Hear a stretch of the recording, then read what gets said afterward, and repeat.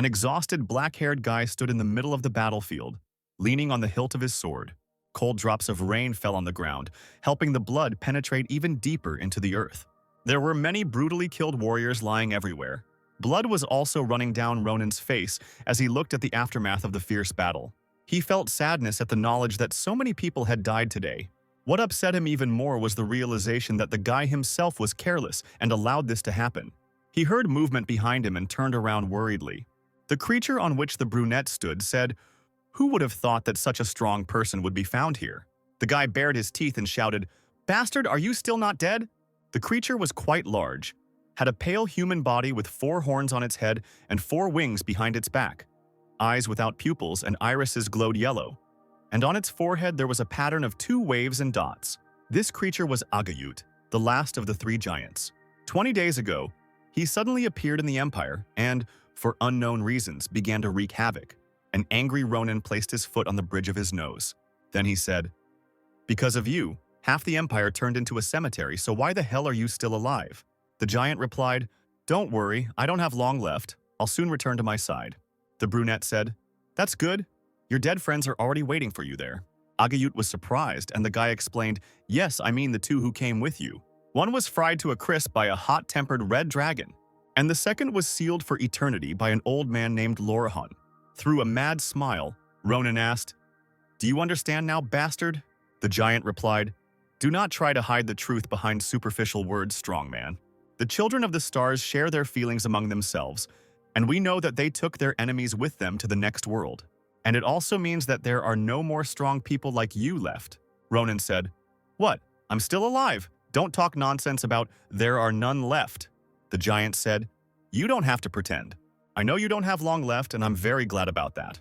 After all, if you had realized your powers earlier and started to hone them, you would have become a big obstacle on the way to our cherished desire." The brunette muttered through his teeth, "Come on, I don't care. I knew without you that I had ruined my life, so shut up and die."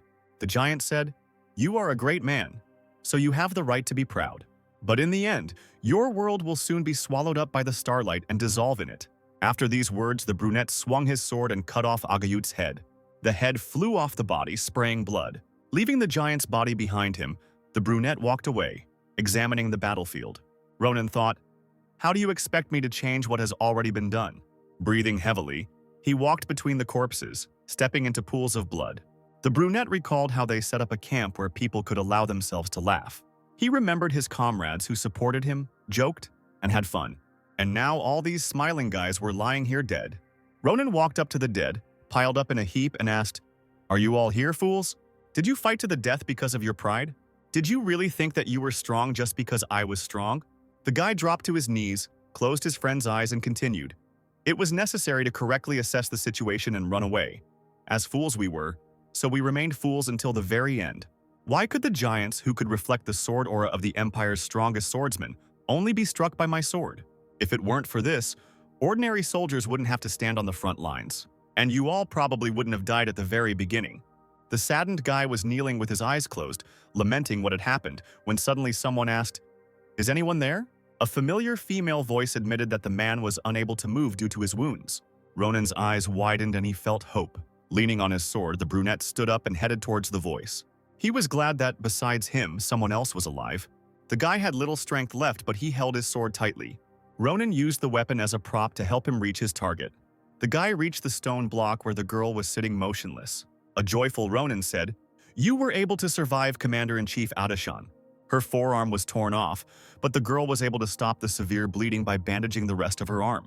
The brunette's smile quickly disappeared from his lips, and he said, "For a Commander-in-Chief, you don't look very good," Adashan replied. "Ronan, you are a corporal. You yourself don't look so good. But now something else is important. Is Agayut dead?" "Yes, I killed him. His body lies nearby." These words made the Commander-in-Chief feel relieved. But what the boy saw caused him pain. Tears poured from Adashan's eyes, and she said, "I see. He is dead. Thank you, Corporal Ronan." The brunette just looked at her and was silent for a while. Then the guy raised his index finger and, smiling, said, "Since you are so grateful to me, will you listen to my request? I am concerned about the bodies of fallen soldiers. Usually they are abandoned on the battlefield or burned. But could you please take proper care of them this time?" The girl replied, I'm not sure. You look more alive than me, so why don't you take care of them yourself? Ronan coughed and said, God, how can I, Commander? Then he showed his bloody hand and said, You see, it is not yet clear who is alive. I could die at any moment. I spent most of my life just messing around, so I didn't get to do much. It's even kind of unfair that I'm going to die like this. Adishan asked him what he would like to do if he survived, and the guy grinned and replied that he would like to do a lot of things. But there was only one thing that came to Ronan's mind most of all right now. He would like to know what it is like to study at the academy. The girl was surprised, and the guy explained, I was hurt by the words of that fucking giant. But in reality, my older sister always wanted to send me to study at the academy. But soon I will be reunited with my family. The girl said that a search party would arrive as soon as the rain stopped. And the brunette replied, I told you that I'm not long for this world, so why do you continue to talk about useless things? At that moment, the downpour suddenly began to subside, and the sun began to appear through the clouds. Adishan and Ronan were incredibly surprised by this. They couldn't understand why the storm had calmed down so suddenly. The guy leaned on his arm and suddenly felt pain, after which the girl and the brunette screamed for different reasons. Ronan looked to the side and was surprised. A giant with 8 wings appeared in the sky before them, and after him, other creatures began to appear one after another. Having stood up, the brunette asked, Who the hell are they? Where did they come from? Adishan said, It can't be. Those 3 giants are not the end? She was lost in her thoughts after all. I couldn't save the world for the 3rd time. I have one last try left, but I don't know how. The girl was pulled out of these thoughts by Ronan, who persistently called for the commander-in-chief. When she responded, the brunette said, What are you doing? Come to your senses faster. Throw me to them with telekinesis. Damn, I can't get them from here. Adishan did not understand the behavior of the guy who asked, Are you not going to fight them? The amazed girl asked if Ronan really wanted to fight in such a position. And he replied, Of course. And you just want to sit back? Taking his sword out of its sheath, the brunette declared, Even if I die, I'll take a couple of freaks with me. The surprised commander-in-chief thought, He doesn't give up even in this situation? Well, yes, he is like that, because it is only thanks to him that we were able to go this far.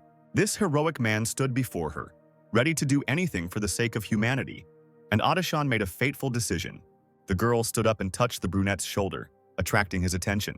She said there was no time and it was time to stop chatting, then kissed Ronan. The stunned guy didn't understand what had come over her. A mysterious blue sphere passed from her mouth to him. Pulling away, the brunette asked what Adishan had put in his mouth, and the girl whispered something in his ear. The guy started to get angry, not understanding what she was saying.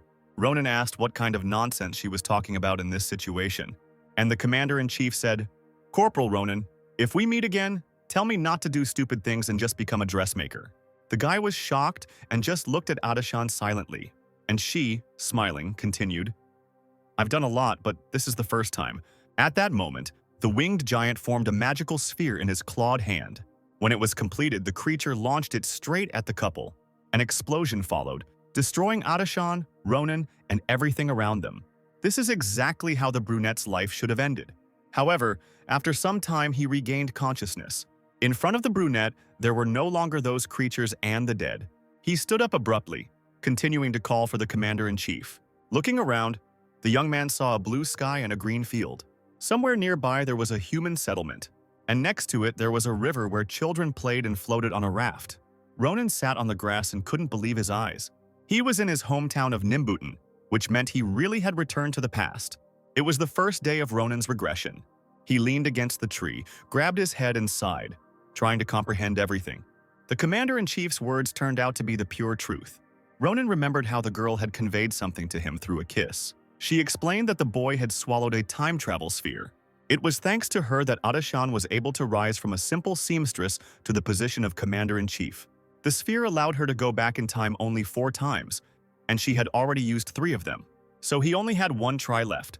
The commander-in-chief decided to leave everything to Ronan, since he had the power to kill the giants. The girl believed that he was the key to saving the world. Adishan said the boy needed to hone his ability, and she was glad he wanted to do so. Remembering this, the guy thought that he was just chatting about nothing. The commander-in-chief said, If you want to study, then go to the Philian Academy. There are many outstanding people there, so I am sure that studying there will be beneficial for you.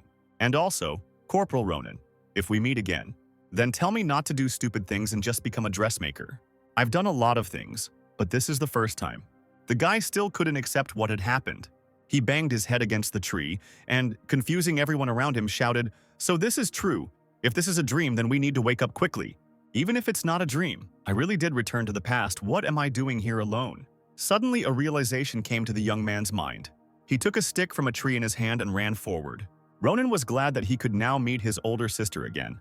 He held a long stick tightly and ran through the streets, passing people. Since he got into the past, it means he still has a little bit to go. However, the brunette stopped abruptly, noticing an unflattering picture. There, some guys hung a child upside down by a tree. Ronan didn't like this action at all. He thought, "They are the same degenerates as I remember." The brunette took a closer look at the situation and noticed that this child was not hung with a rope. His bare leg was held by magic. On the battlefield, mages were extremely valuable, as they were rarely encountered. So it was strange that such a person was in this backwater. Ronan remembered that there was a boy there around that time. The worried young mage stood behind the bullies, holding the boy with magic, and thought, "When will they stop? If this continues, then something very bad will definitely happen to him." The hanging child cried and asked to stop. He said that he really didn't have any money. The boy explained that his mother's medicine had gone up in price this month, but the bully slapped him on the cheek and said that he didn't care. The leader explained, "I'm just ripping you off. Why should I care about your mother's health?" He started beating the boy and shouting, "If you want to be a worthy son, you must earn more money." The rest of the scoundrels stood behind with sticks and giggled. The leader turned to the magician, frightening him with his harshness. Then the bully said, "This bastard is not coming to his senses, so lift him higher." The boy replied that he couldn't. If he lifted the child higher, he might accidentally drop him. And the leader said, "You're not a girl. So what are you afraid of? Especially since it's not you who's going to be hanging. So shut your mouth and raise it higher, Asil, before we hang you next to us." The young magician was worried, he thought. How did it all come to this? Was learning magic really a bad choice? I just wanted to show that I can do something good. I need to refuse him, but I'm so scared. Continuing to hold the child with magic, Asil began to shed tears. He understood that he had to overcome his fear. The magician stood behind the villains and hesitantly tried to ask them to stop. However, at that moment, Ronan hit him with a stick. Then the brunette said, "Stop it, asshole, you'll kill him." Asil lost control of magic and let the boy go. The child fell, confusing the hooligans around him. The leader became indignant and shouted, asking what the magician was doing. He went to Asil and said, "You decided to stop just because he told you to. Are you kidding me?" The magician began to justify himself by saying that he had not let the boy go on purpose. Then Ronan said, "Hey Asil, forget about him and talk to me." The brunette, ignoring the angry leader, said that he had something to talk about with the magician. At first, the young man asked where Asil had learned telekinesis, and the boy said that he had learned it from a grimoire that he had bought from a merchant. The bully kept shouting something, and Ronan, as if he didn't hear him, was surprised that Asil had become so skilled using some cheap grimoire. The brunette thought, "It's incredible, but I need to see what else he's capable of, but even so, when I meet the giants." Ronan's thoughts were interrupted by the familiar sound of a sword. It was the angry leader of the hooligans who pulled his weapon from its sheath and said, "Dare you ignore me? You started showing off only because I gave in to you a couple of days ago. Today, I will put you in your place." The sword flew straight at Ronan, who continued to think calmly, "Wow, this is a real sword. Where did that freak get it?" His stance is, of course, crap, but he compensates for his lack of skill with his strength, and that is quite enough. However, such tactics were useless against the battle-hardened Ronan, who easily dodged the blow. The bully was surprised that his opponent dodged so easily. Maybe the brunette's body was younger, but the fighting instinct that had been instilled in him during his service in the penal battalion had not gone away. The leader said that Ronan was lucky because he wanted to beat the brunette so badly that he wouldn't be able to lift a spoon for the rest of his life. And Ronan replied, "Yes, today I'm lucky, even though all my life I've been dogged by bad luck." The bully said, "Since it comes down to it, then get on your knees and beg for mercy, and then I will leave you alive, although I will still take one of your hands." Such threats were funny to the young man. Ronan was stretching his neck, and the bully, grinning, continued to speak, "But don't worry, even if I kill you, I'll take good care of your little sister." Ronan asked if the leader had actually mentioned his sister, and the bully replied, "Yeah, whenever I see her, all I can think of is, she's got such a round ass that I'd—" However, the leader could not finish speaking. Ronan swung his stick so fast and hard that he was able to cut off his enemy's ear. The bewildered hooligan threw the sword out of his hands and, screaming in pain, grabbed his wound. The rest of his comrades were so scared that they did not dare to stand up for their leader. Ronan walked up to the villain, insulting him. The enraged guy asked if the boy really wanted to die. The warlike youth stood over the hunched-over bully and everyone around was afraid of him. The villains were nervous, not understanding how this was possible. After all, Ronan cut off their leader's ear with an ordinary stick. The brunette turned to the hooligans and asked if they liked the show. Then, kicking the leader, he added, "Now get lost and take this bastard with you if you don't want to end up like him. And leave that boy's money here, as well as the payment for ruining my mood." The frightened hooligans replied that they would give everything back. After the villains left, Ronan gave the entire bag of money they left behind to the boy the bullies were bullying. The amazed boy asked if Ronan would really give him all of this, since there was much more in the bag than the villains had taken from him, and the brunette replied that he only needed the sword. Ronan also explained that the boy did not need to worry, as these hooligans would not come back for him because they did not have the courage to prowl around the area, and the boy began to thank his savior with tears in his eyes. Waving his hand, Ronan said, "No big deal, just go home." At this moment, the quiet Asil decided to attract the guy's attention. The worried boy bowed his head and said that he was truly sorry. He sincerely asked for forgiveness from the one he held with magic. Shedding tears, Asil admitted that he understood that this could not be done even under Hans's threats. But he was so scared that he couldn't stop himself in the end. The young magician continued to say that it was all his fault and he was truly sorry. However, the boy who was being bullied was not angry at him at all. He sighed and even smiled. The boy also said, "Asil, you are crying just like when Hans first dragged you here. When I saw you, I immediately thought that they were bullying you just like they were bullying me." The young magician was so ashamed of his actions that he could not say anything else, and the boy put his hand on his shoulder and said, "So don't blame yourself, Asil." Smiling, he noted once again that it was not the magician's fault. However, the boy still appreciated Asil's apology. Holding the bag of money tightly, the boy headed home. Ronan watched him go, as did Asil, who was waving goodbye. At some point, the brunette turned his gaze back to the magician. The young man smirked and sighed, thinking that this guy was not bad. Having scared Asil, Ronan asked, "Remember I said that I needed to talk to you?" The boy confirmed this, and the brunette said that in that case they would see each other in the same place in 4 days. Asil asked what the young man meant, and Ronan replied, "I'm busy now, so let's put off the conversation until later. We'll meet when the moon rises." Looking menacingly at the magician, he added, "Of course, if you don't come, then I think you understand what will happen to you." "Okay, I'm going. If you're late, you're finished." Ronan walked away, leaving the frightened and confused boy alone. After some time, the brunette was already standing in front of the house. He felt insecure, so he kept hesitating to enter. Ronan held the bouquet in his hands and wondered if he had gone overboard with the flowers. The young man remembered that his little sister loved them, so he picked everything he saw. Still, he thought it was too much, so he decided to just throw the bouquet away. However, at that moment his sister appeared on the threshold and said, "I kept wondering who it was here." The girl was glad to see her brother, who was now standing with his back to her and was nervous. When Ronan was in the penal battalion, he often thought about what to say to her when they met. Maybe I should have apologized for leaving without saying a word or said I missed you. He thought about it all the time, but all of these were words that only Ronan from the penal battalion could say. Today, he could only tell her one thing. The happy sister noted that her brother had returned early today, and he was trying to gain confidence. The brunette bowed his head and replied, "Yeah, I'm home." When the young man entered the house, the girl hurried to set the table. She also said, "Oh my God, I never thought that the day would come when my heartless brother would give me flowers." Errol would smile widely and say she was so happy, and Ronan would nervously reply, "I'm glad you liked it." The sister asked whether she should give her dear brother more food and whether he wanted some roast. But the young man replied that he was full and asked how old she was this year. Errol replied, "Oh my God, Ronan, I'm 22. Why such a question?" The guy said he just forgot it, and the girl replied that it was impossible to forget something like that. She became worried and began asking if her brother had a headache or if he had caught a cold. And the brunette thought, since she was 22, there were about 10 years left before those bastards arrived. Errol placed her hand on his forehead and noted that there was no fever. Ronan thought that his sister was just as he remembered her. She was just as bright, kind, and warm. The young man simply wanted this moment to last forever.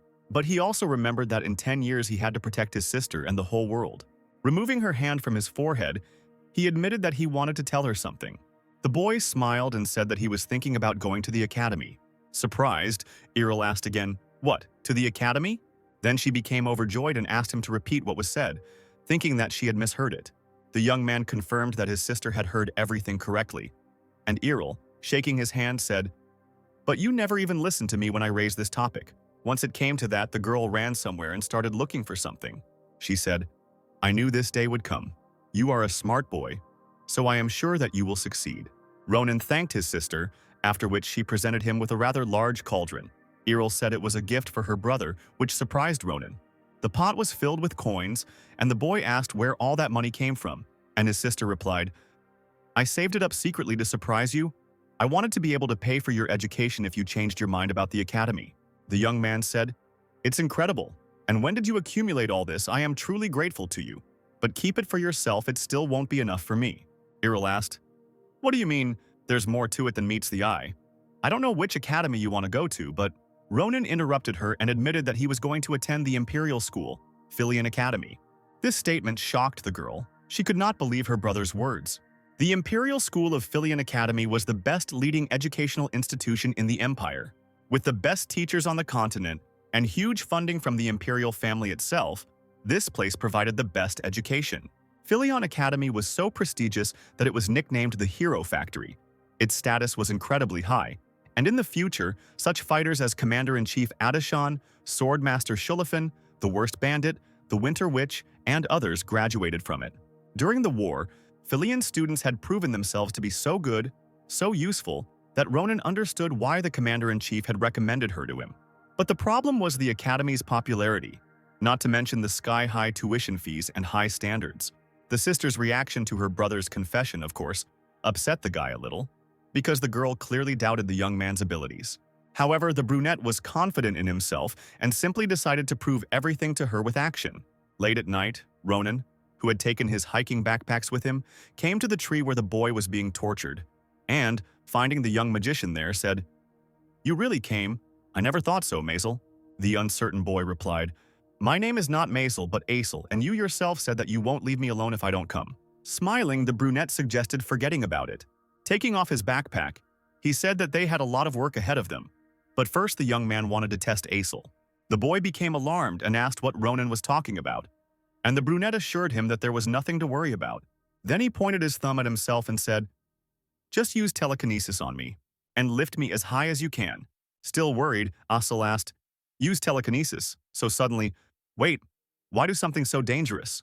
And Ronan sighed and replied, It's not that dangerous, just do what I say. I won't die from this, so don't be scared. The magician nevertheless agreed to the brunette's demand and began to collect mana in his hands. The boy then used the invisible hand spell on Ronan. The young magician began to lift up the brunette, who was somewhat surprised. Asil turned out to be even much better than the young man thought. The height and stability were certainly lacking, but overall it was similar to how Ronan had felt back then.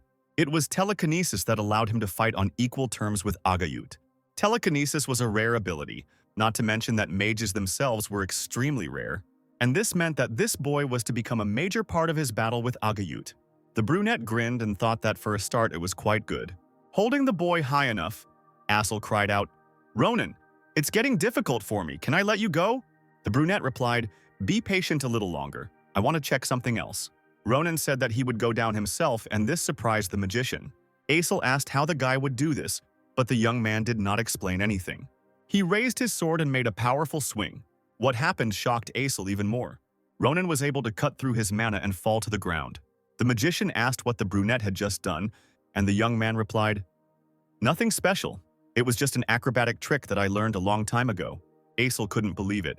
He admitted that he had never seen anything like it before, and Ronan hit him on the head and said, Forget it. I don't even know how I did it. Sending the sword into its sheath, the brunette thought. To understand what kind of ability this is one of my tasks. I think it was because of her that my sword worked on him. Okay, I'll think about it later, but right now I have more important things to do. The young man said that in any case, Asil passed his tests. Tossing the boy a second backpack, Ronan said, Grab it and follow me, we have something to do before the moon disappears. The mage was surprised that they would have to do something so late at night. And the brunette said, After all, this could become the first page of the biography of Ronan of the greatest history book of the Empire. Asil followed the brunette, who was walking in an unknown direction. The magician asked, Filian Academy? Yes, I didn't misheard. We are going to Filian Academy, where only the elite of the Empire study. You and me. Ronan replied, You heard everything correctly, so why ask again? It's annoying. The brunette asked if the magician really didn't want to go there, And Asil replied, "No, that's not the point. It's just that you have talent in martial arts, but I can't do anything. I'm cowardly and shy." The young man asked, "Do you want to continue living like this? You have an innate talent, but you waste it entertaining scum. Do you really want this kind of life? To be honest, you have a lot of idiotic sides. You are cowardly and shy, a crybaby, ready to burst into tears at any little thing and also a loser to boot. But that's okay, because you can fix all this now. But the past can no longer be changed. And one day, you will regret it," Ronan thought, "just like me in my past life." The brunette asked if the magician had changed his mind. Asil was flattered that Ronan cared so much about someone like him. And the guy said, "I won't force you to do anything. This is your life, so you can come back if you want." Then the young man turned away and said that he was leaving. And Asil asked him to stop, declaring that he wanted to change. Ronan smirked that his plan had worked. And the mage said, "I will go to Philion with you, so teach me everything I need to know." Turning around, the brunette replied, "Okay, this is the first time you've behaved manly, so let's deal with the first obstacle for the manly Asil. Let's go?" The boy answered positively, and Ronan turned away again, glad that the mage had fallen for his words. After walking a little through the forest, the young men came across someone else's camp. They hid behind the bushes, and a nervous Asil asked, Ronan, is this my first obstacle?" The brunette replied, "Yeah, the best opponent to show off your skills is the moon goblin. Besides, their leader is here too." There were several goblins in this camp, and they were all sleeping by the fire, and somewhere near them was a chest. A joyful Ronan put his hand on the mage's shoulder and asked if he liked this obstacle. But Asil became even more nervous, and the brunette, not paying attention to this, asked again, "Well, shall we begin?" Moon goblins are a type of goblin that frequently appears in this area. Most people distinguish them from normal people by their yellow skin and disfigured bodies. But their real peculiarity was their love for golden treasures. They love to ambush merchants and steal their valuables, and then collect all the loot in one place. Then have a celebration on the night of the full moon, like today. Frightened Asil began to voice his guess as to why they came here. But Ronan interrupted him. "Yeah, today we're going to steal all their gold." The magician said, "I have never heard of goblins collecting treasures in one place and having a celebration. How did you find out about this?" The brunette replied that he had his own sources, but he thought, "I can't tell him that I met them in a past life when I was traveling." The young man hugged Asil, put an open backpack in front of him and said, "In any case, all you need to do is transfer their treasures to the backpack using telekinesis and not wake these guys." Ronan pointed out that it was pretty easy, and the nervous mage replied, "That doesn't sound so easy. What if I make a mistake and wake them up?" The brunette explained that in that case, things would go very badly. Asil said that it was too dangerous and they needed to think it over. And the brunette called him a coward for this. Ronan also explained, "Listen to me carefully. In order to get to Philion, we need two things. The first is money. We need to cover their insane tuition fees. And the second is experience. Money is also a problem, but experience is much more important. You know that Philion is full of aristocrats who have been undergoing elite training since birth. If you want to win against these guys, then there is only one way, Asil. And this is to gain experience by risking your life. These guys are ideal opponents. Thanks to them, we will get both money and experience. Kill two birds with one stone." Ronan asked if maybe he was wrong and the mage had better ideas, and the boy replied that he knew nothing. Patting him on the back, Ronan said, "Then it's decided. Let's start now." The night was in full swing, and Asil, using telekinesis, tried to move the goblin's golden items into his backpack as carefully as possible. The brunette said, "Like this, just a little more, just a little bit, and now let go." Under Ronan's careful guidance, the magician did well. In this way, the team was able to fill both backpacks.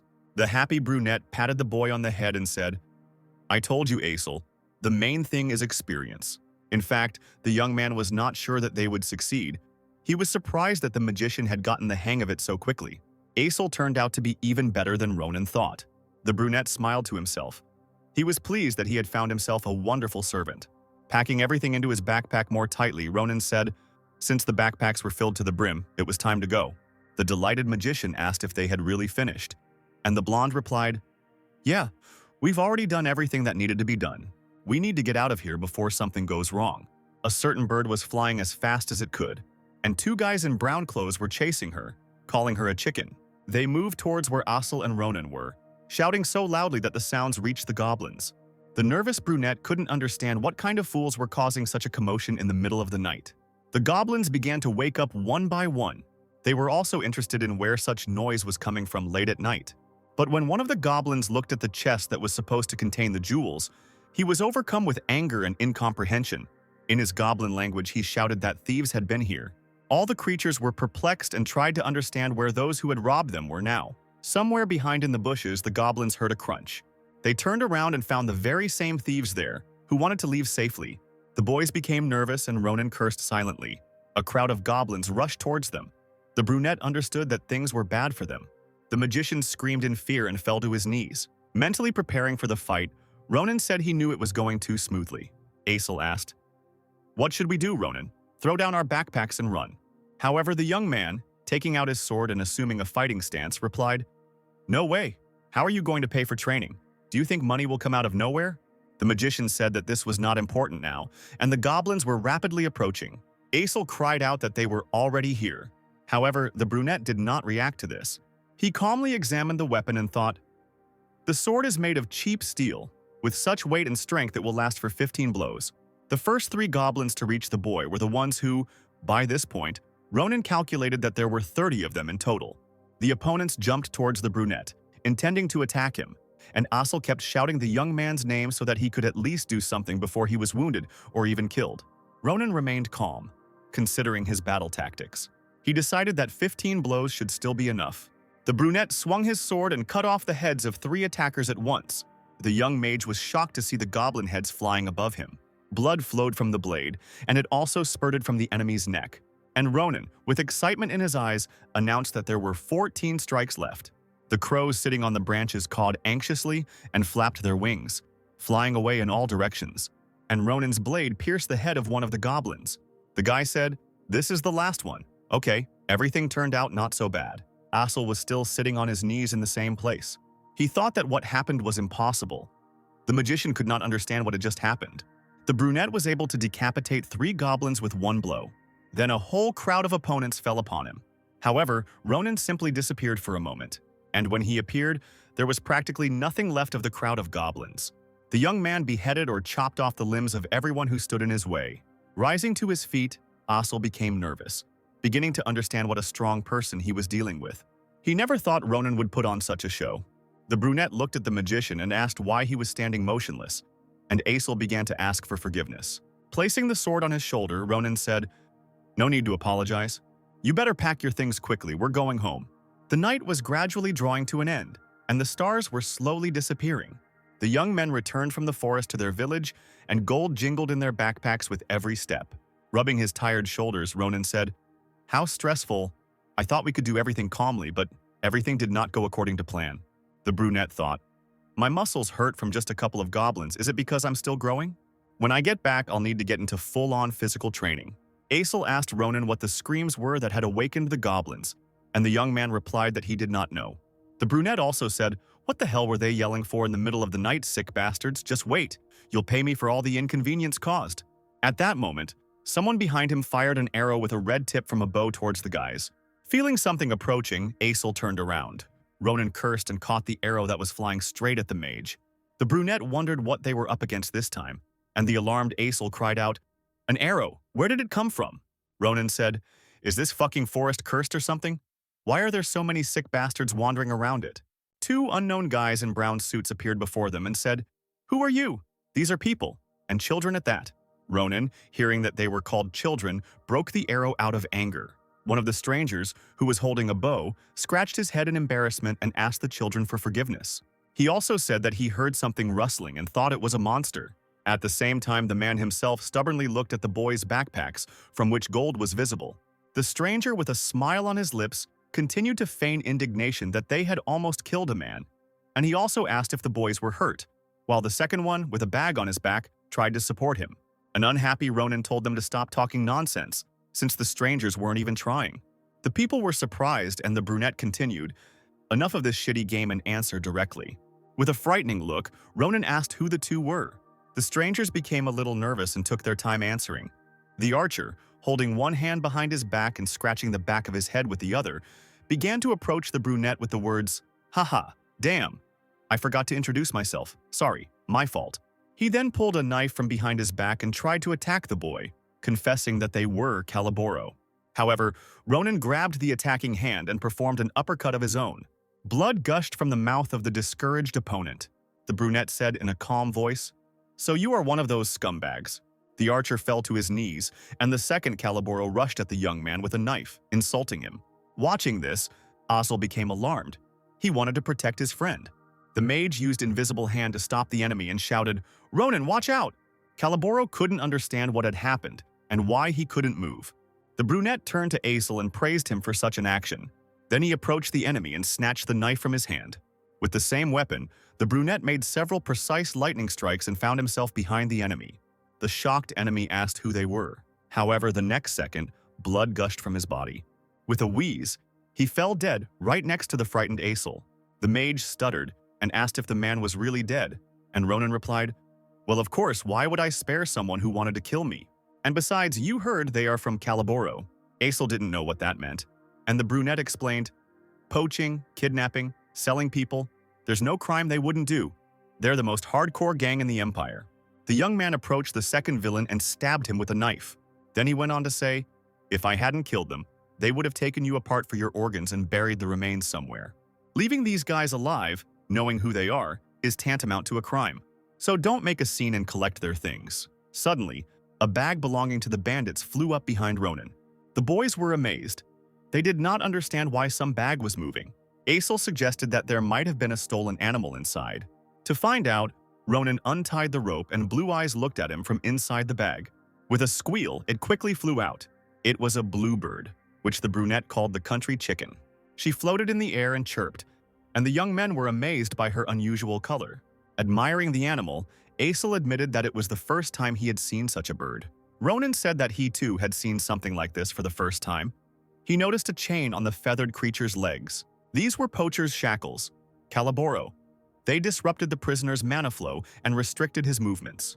Brunette said, "I thought they were used in rare cases, like when they catch fantastic beasts." Suddenly, a magic circle formed behind the beast and someone spoke, "Answer, please. What?" Finally got in touch. Shocked that the bird could talk, Asil rushed into Ronan's arms, but the brunette pushed the magician away and said, "Are you seriously thinking that, idiot? This is communication magic." Ronan thought, "Judging by the fact that they spoke to us as soon as the bird flew out of the bag, he can most likely block mana." The brunette assumed that the speaker was the owner of the bird. The voice answered, "That's right. My name is Varen. I study fantastic creatures at the Institute.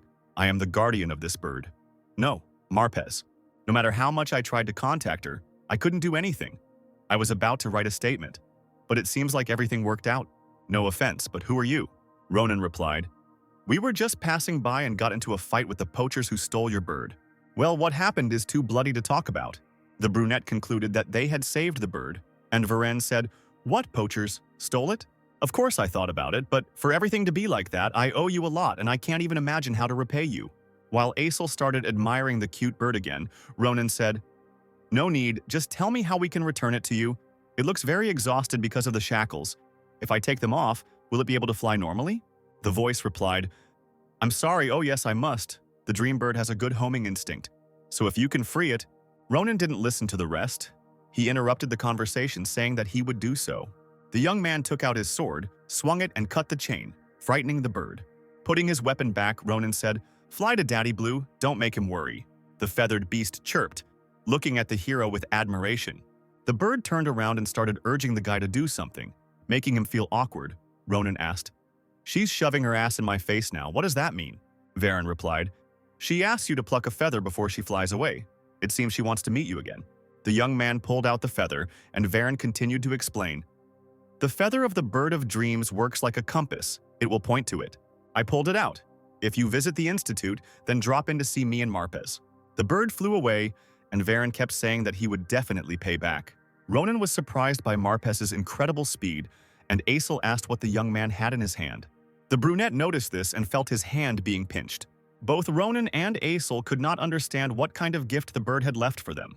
A few days later, the boys arrived at the merchant's parking lot. It was quite lively there. People were actively working, displaying various goods. The owner of the Carabella merchant house, Don Carabella, examined an ornament made of a silver chain and a blue stone. The man said, "What a valuable stone, and the work of a jeweler. Everything in this decoration is simply excellent. I will give 20 gold pieces for it." You brought so many wonderful products. I was lucky today. Just think. I met such a valuable customer. And a pleased Ronan replied, finally, I met someone smart. All the other traders turned out to be scammers. They tired me out pretty badly. But it wasn't in vain that I wandered around the area, since I was able to meet such a conscientious merchant. The joyful Dawn shook the young man's hand and said, it's an honor to hear such a thing. Maybe you'd like to appreciate something else. Ronan replied, could you please take a look at this? I don't want to sell it. I'm just curious to know what it is. The young man took out an oval-shaped object, the color of which resembled space. That night, the bluebird, the bird of dreams, left Ronan this egg. At first, he thought she had defecated in his hand and he became extremely angry, but this turned out to be wrong. For the sake of safety and verification, he threw the suspected droppings into a boulder. However, the stone was destroyed by the impact of the egg. That's how the brunette found out that it was damn strong. Looking at the object, the merchant thought, I don't know if this is a bird's egg or someone else's, but it definitely belongs to an extremely rare species of fantastic creature. This treasure could be worth a lot. Carabella looked at the egg with concern, commenting on its color and texture. The young man was impatient and was already glad that the item would be expensive. However, Dawn immediately upset him by asking, just don't tell me it's horse shit. Ronan answered in the negative, and the merchant, feeling awkward and returning the egg to its owner, said, true. I don't know what this is, but I think it's something very unusual. Maybe you could take it to a specialized place? The young man sighed and replied, it looks like this is all that remains. I can't sell it without knowing what it is. The brunette also asked if Carabella was selling books about Filion, and Dawn asked, Filion, do you mean the academy? Ronan replied, yeah, we're going to take the entrance exam there, but we don't know anything about it. The man responded enthusiastically, ah, so you want to join there too, what a coincidence. My daughter is also planning to join there. I'm sure she will help you, she should be here soon. Approaching a group of people, the blonde asked, what's going on here, father, who is this? The guys turned to the girl, and the merchant joyfully said that his daughter had arrived. He also confessed, she is my only blood, Maria. Ronan was surprised to hear the blonde's name. He took a closer look at the fair-haired girl with green eyes. Dawn said, Maria, say hello. They are important clients with whom I just made a big deal. The blonde was surprised and asked if this was really true, since she had only seen the little ones. And the father was indignant and demanded that his daughter watch her language. He apologized to the guys, explaining that the girl grew up in the merchant class, so she was a bit rude in her language, and Asil replied that everything was fine. He also wanted to admit that Ronan might get angry because of this, and the brunette himself at that moment headed towards the girl. Coming closer to her, the young man asked if she really was Maria. He also asked if her middle name was Sen, and the surprised blonde confirmed it and asked how he knew that. The guy said, how strange. You look very much like a person I know. There was just one discrepancy between Maria and him. Ronan asked to ask her a question, but only in her ear. The girl asked what he wanted to know. Ronan came closer and whispered a question that startled the girl. Do you by any chance have a dick down there? The blonde looked at the brunette in bewilderment and wondered what kind of nonsense she had just heard. Maria looked down, not understanding how such a question even came into the young man's head. Ronan thoughtfully put his hand on his chin and said, no matter how I look at you, you don't look like you have one. Does this old man have another child he doesn't know about? The angry girl slapped him in the face, screaming, shut up, you sick bastard! The slap he received seemed familiar to the young man. Now he was convinced that this blonde was Count Maria Sen. When their penal battalion was in the town of Armerlin, Maria was responsible for their provision. With his excellent work ethic and easygoing personality, he could make friends with anyone. Maria was an impressive person, but if you mentioned penis in conversation with him, he would immediately become unusually angry. He started slapping everyone, and at the time Ronan didn't understand why this was happening. The brunette wanted to ask him why this was so the next time they met, but there was no longer such an opportunity. Maria died in the battle against the Titans, but it seems that now the young man has found the answer to his question. Count Maria was actually a girl. Ronan smirked, and the angry blonde screamed, you find it funny? Should I hit you again, then get it? The next moment, Maria was already trying to hit the guy with her fist. However, Ronan dodged, hit her on the head and demanded that she calm down. The blonde grabbed her head, and the young man said, don't be impudent just because I allowed you to slap me once. And that's only because I was wrong here, but I won't allow it. Before Ronan could finish, Maria hit him in the chin with her head, screaming, what happens if I hit you twice, bastard? The opponents began to fight, grabbing each other by the hair and insulting each other.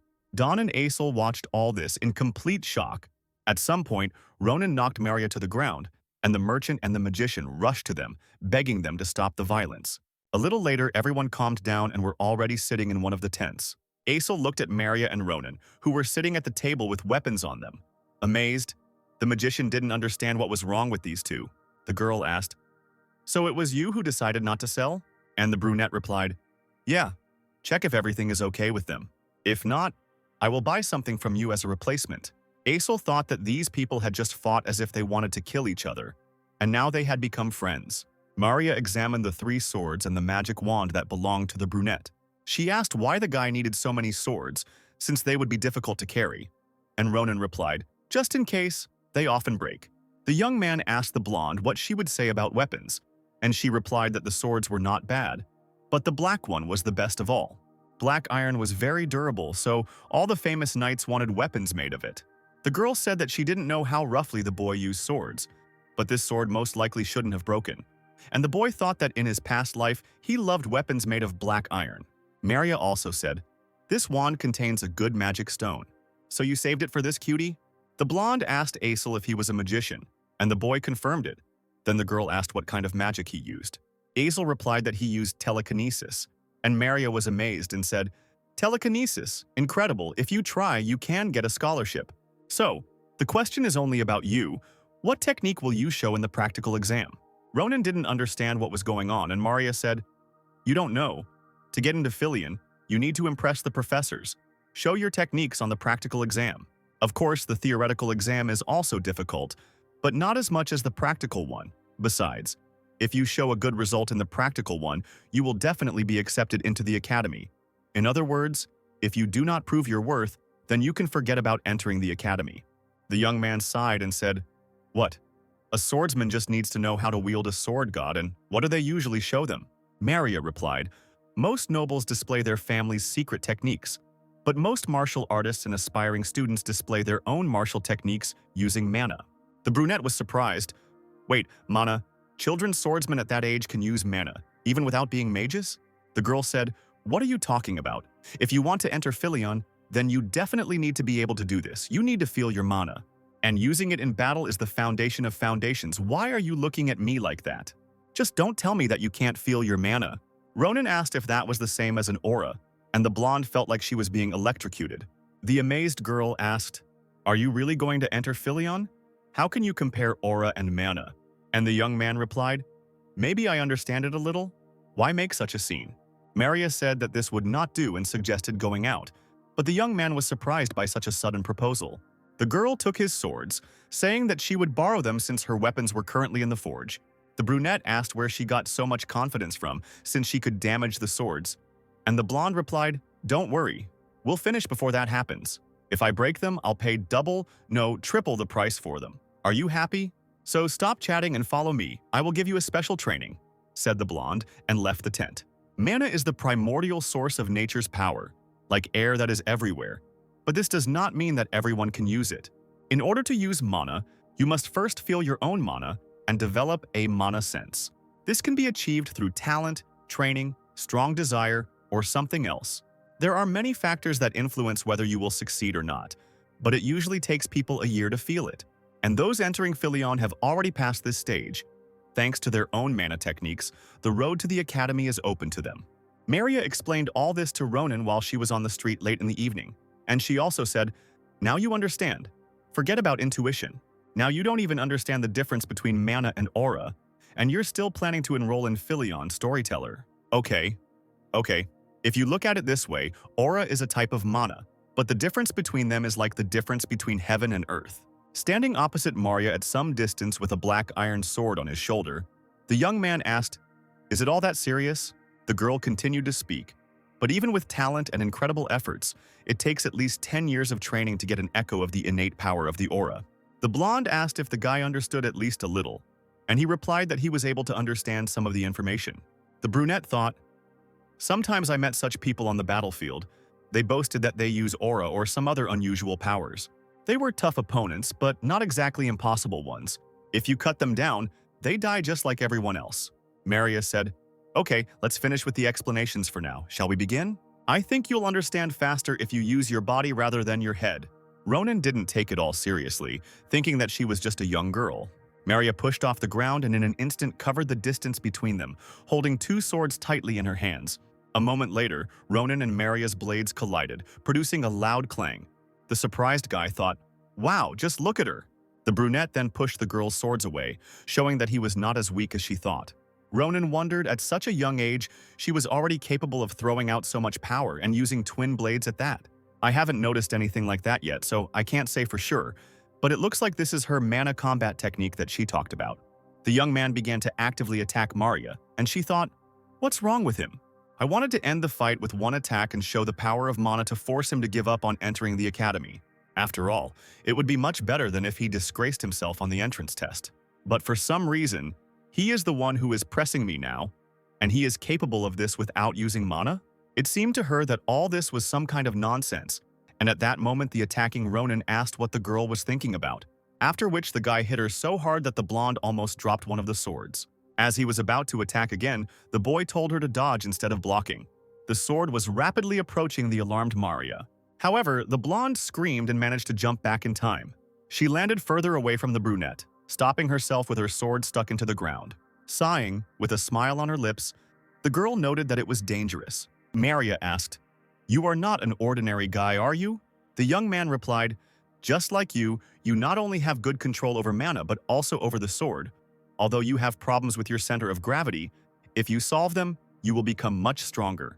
Ronan turned away and walked away, and the indignant blonde asked, "Where are you going? Just don't tell me that you already consider yourself a winner." At that moment, Maria's blade began to crack, and the young man calmly replied, "The main thing is to keep your word. You yourself said that you would pay triple the amount." The girl's sword shattered into pieces, which shocked the blonde. She couldn't understand when the young man could do such a thing, and he only told Maria to prepare the money. Suddenly, Asil poked his finger into the girl's back, attracting her attention. Understanding her feelings, he smiled and praised Maria. Ronan shouted for the magician to hurry up, as the young man was tired, and Asil obediently ran to the brunette. The girl watched them go, not understanding who they were. The next day, Ronan, Asil, and Maria met again. All the merchants at this moment were loading goods back into the carts. The brunette said, "I came for money, but what are these? Books?" On the barrel next to them lay 3 small bags, and below were backpacks completely filled with books. The girl answered, "Yes, books on the theory for entering Philion and my notes. Don't you need this? There is only a month left before entering."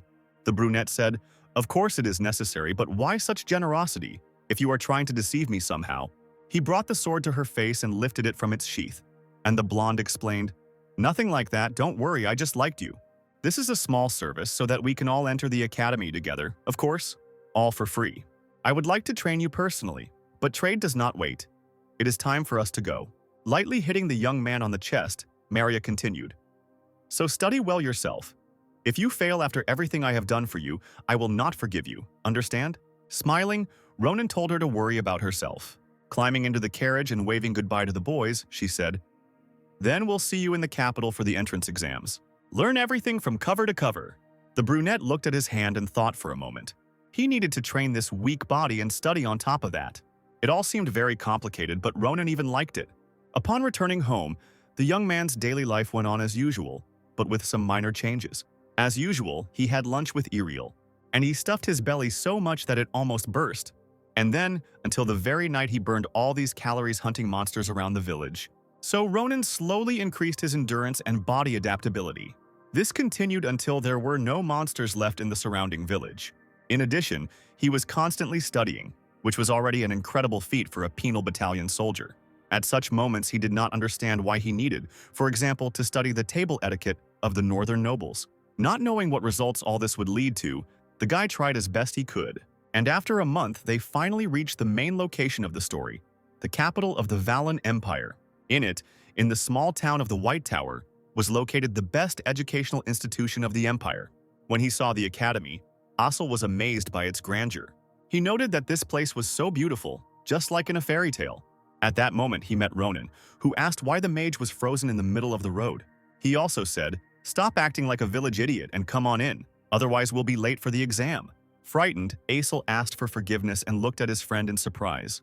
The brunette asked what was wrong, and the magician replied, "Nothing. It's just only been a month and you've grown so much, Ronan." Then the indignant brunette asked, "Are you at it again?" Hitting Asil on the head, He told him to stop talking nonsense and move on. As Ronan walked to the academy, he thought, since we've arrived in Filion, we might as well meet him.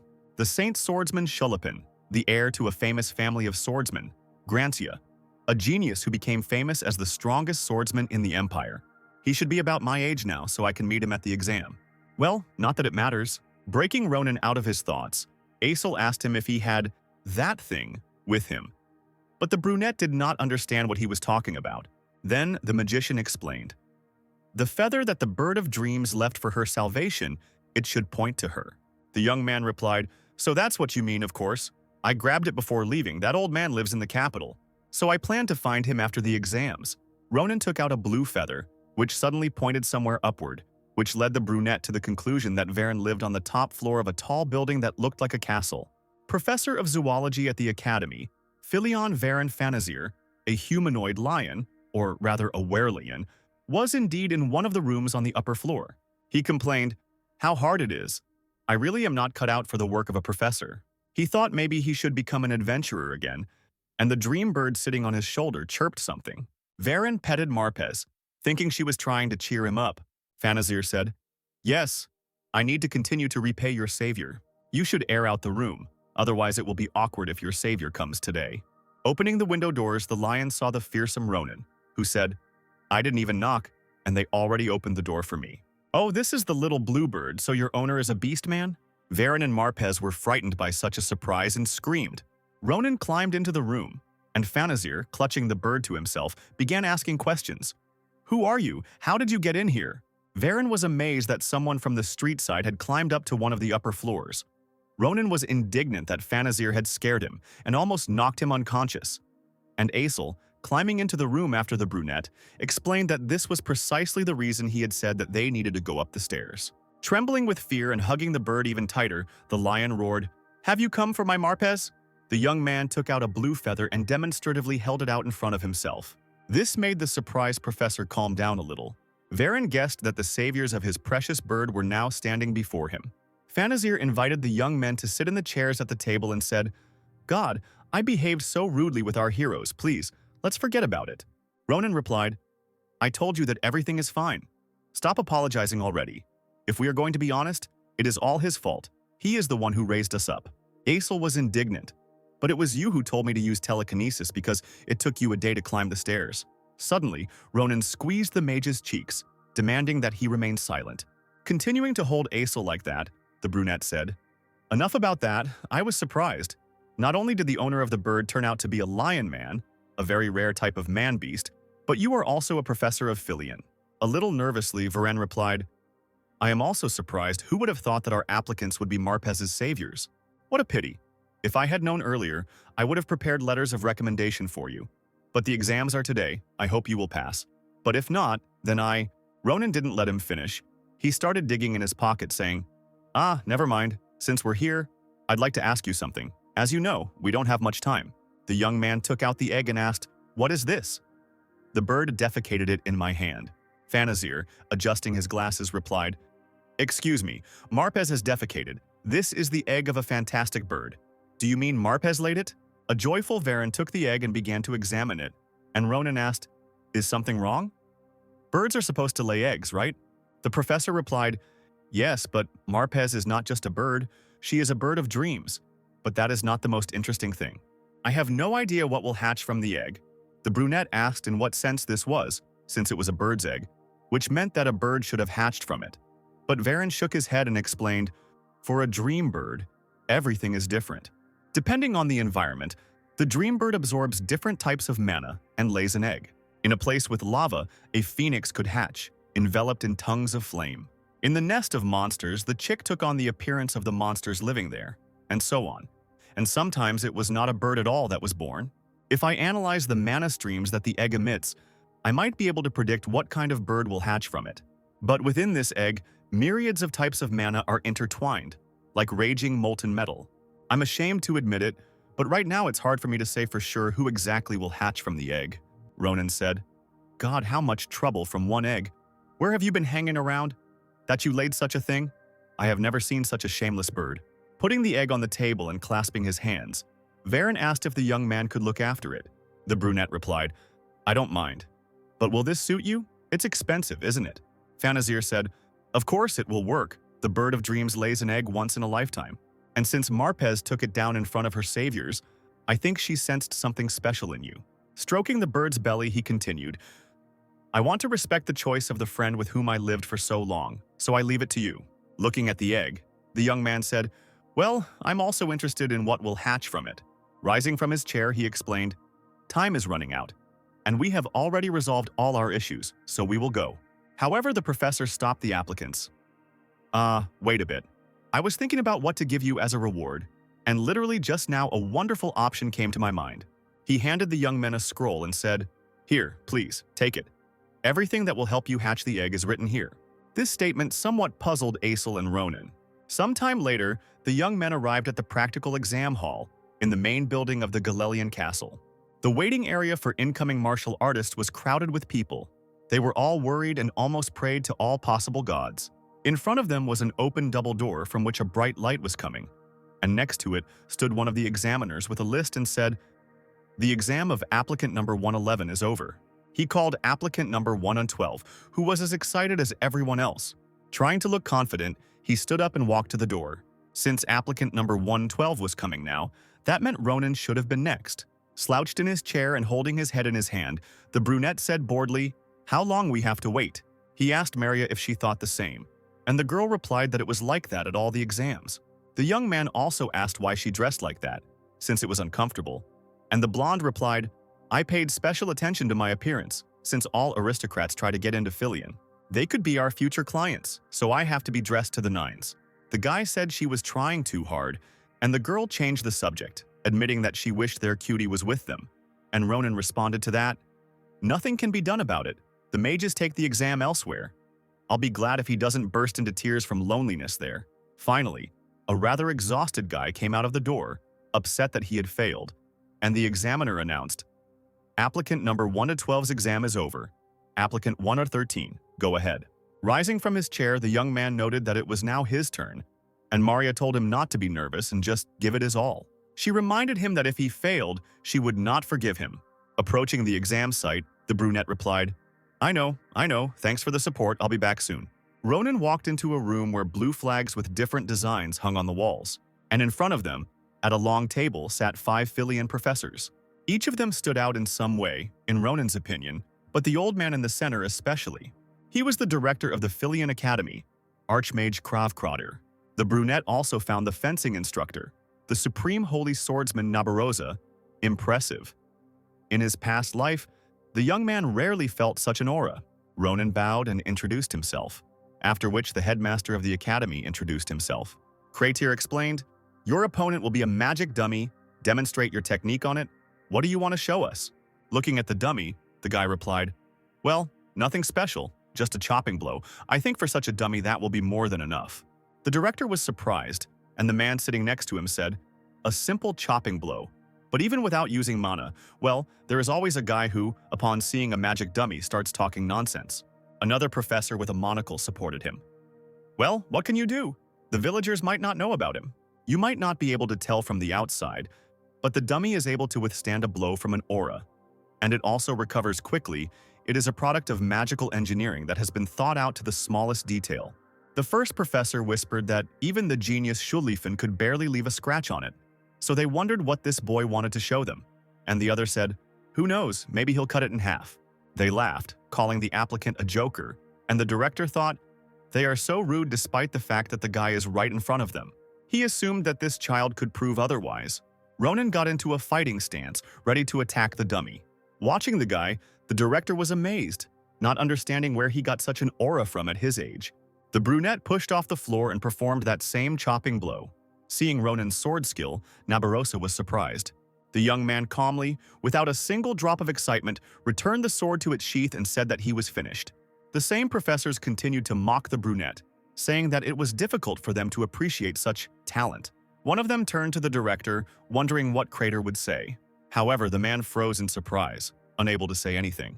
Instructor Nabarosa completely amazed them by suddenly stepping on the table at which they were sitting. She then pushed off and rushed towards Ronan, drawing her sword. The blade stopped right at the brunette's neck, but he didn't even flinch. The young man noted that the woman frightened him. And Nabarosa in turn asked who he was and who taught him such swordsmanship. The guy pretended not to understand what she was talking about, and then the instructor decided to ask another question. She asked if the young man had seen her movements, and Ronan replied that the woman was truly amazing. The brunette noted, "It's difficult to draw your sword so quickly, but you also managed to swing it 3 times." Still holding the sword at the boy's neck, Nabarosa said, "Yes, you are right. I made 3 swings, just as smug as the ones you showed." Ronan was a little surprised by Nabarosa's attentiveness, and the woman said, "Did you think I wouldn't see through your stupid trick? You deliberately slowed down your last blow as if to make sure we would see it." The agitated director remained silent, and the instructor continued, "How impudent! Have you forgotten where you are?" The 2 theoretical professors who had previously mocked the applicant were stunned, not understanding what they were about to see. Ronan thought, a little nervously, that she must have gotten it all wrong. "I held back the force of the last blow only because I was afraid that the sword would not withstand it and break. But judging by her mood, I doubt that she will believe me." Nabarosa put her sword back in its sheath and, heading towards the table, said that she would remember the guy. Ronan wondered if that was it, but it wasn't. The woman turned around and said that she would definitely train him personally. The instructor sat back down in her seat, and the director was surprised by her words. It sounded like she had already taken this student as her apprentice. The young man thought that he probably needed to be more careful, and Krava praised him for his good work. Crater said, "Then let's end our test with a simple question. There is no correct answer to it, so just answer as you see fit. Ronan, what do you want to learn in Filian?" It was an interesting question that made the guy remember his past and the many comrades who had died. The brunette replied that, first of all, he would like to learn not to regret anything. This unusual answer amazed the director, who remained silent for a while. Then Krava said, "That's it. Then you can go, Ronan." The young man obediently left the examination room and closed the door behind him. Smiling, Kathir said, "To regret nothing. How troublesome, and how can I teach him this?"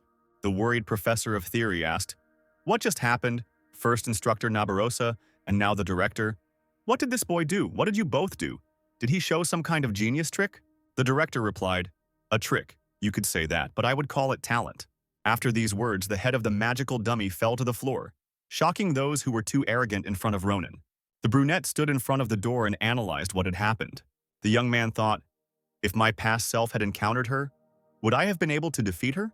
I thought I had already faced enough hardships, but it looks like I still have a long way to go. Commander-in-Chief, I think it was not in vain that I came to Filian. I'm sure I can learn a lot here. Now, all that was left was the written test, and I spent a whole month memorizing everything, so it will be a simple matter. However, it was not as easy as Ronan thought. The theoretical exam left the guy mentally exhausted. He sat on the ground, hugging his knees, in front of Asil and Maria and said, I screwed up so much. Well, my life has always been a complete disgrace. Concerned, Maria said, just think. He didn't answer half the questions. Why, I definitely told him to look through the notes in the bag. Asil replied, regarding this. He took a couple of books, put his bag aside, and then concentrated on his studies and completely forgot that there were still a lot of materials left there. It's my fault. If I had asked him, this wouldn't have happened. The girl was indignant. God, how can the earth bear such a fool? He is in such a state at the very end of the test. The results will be out soon.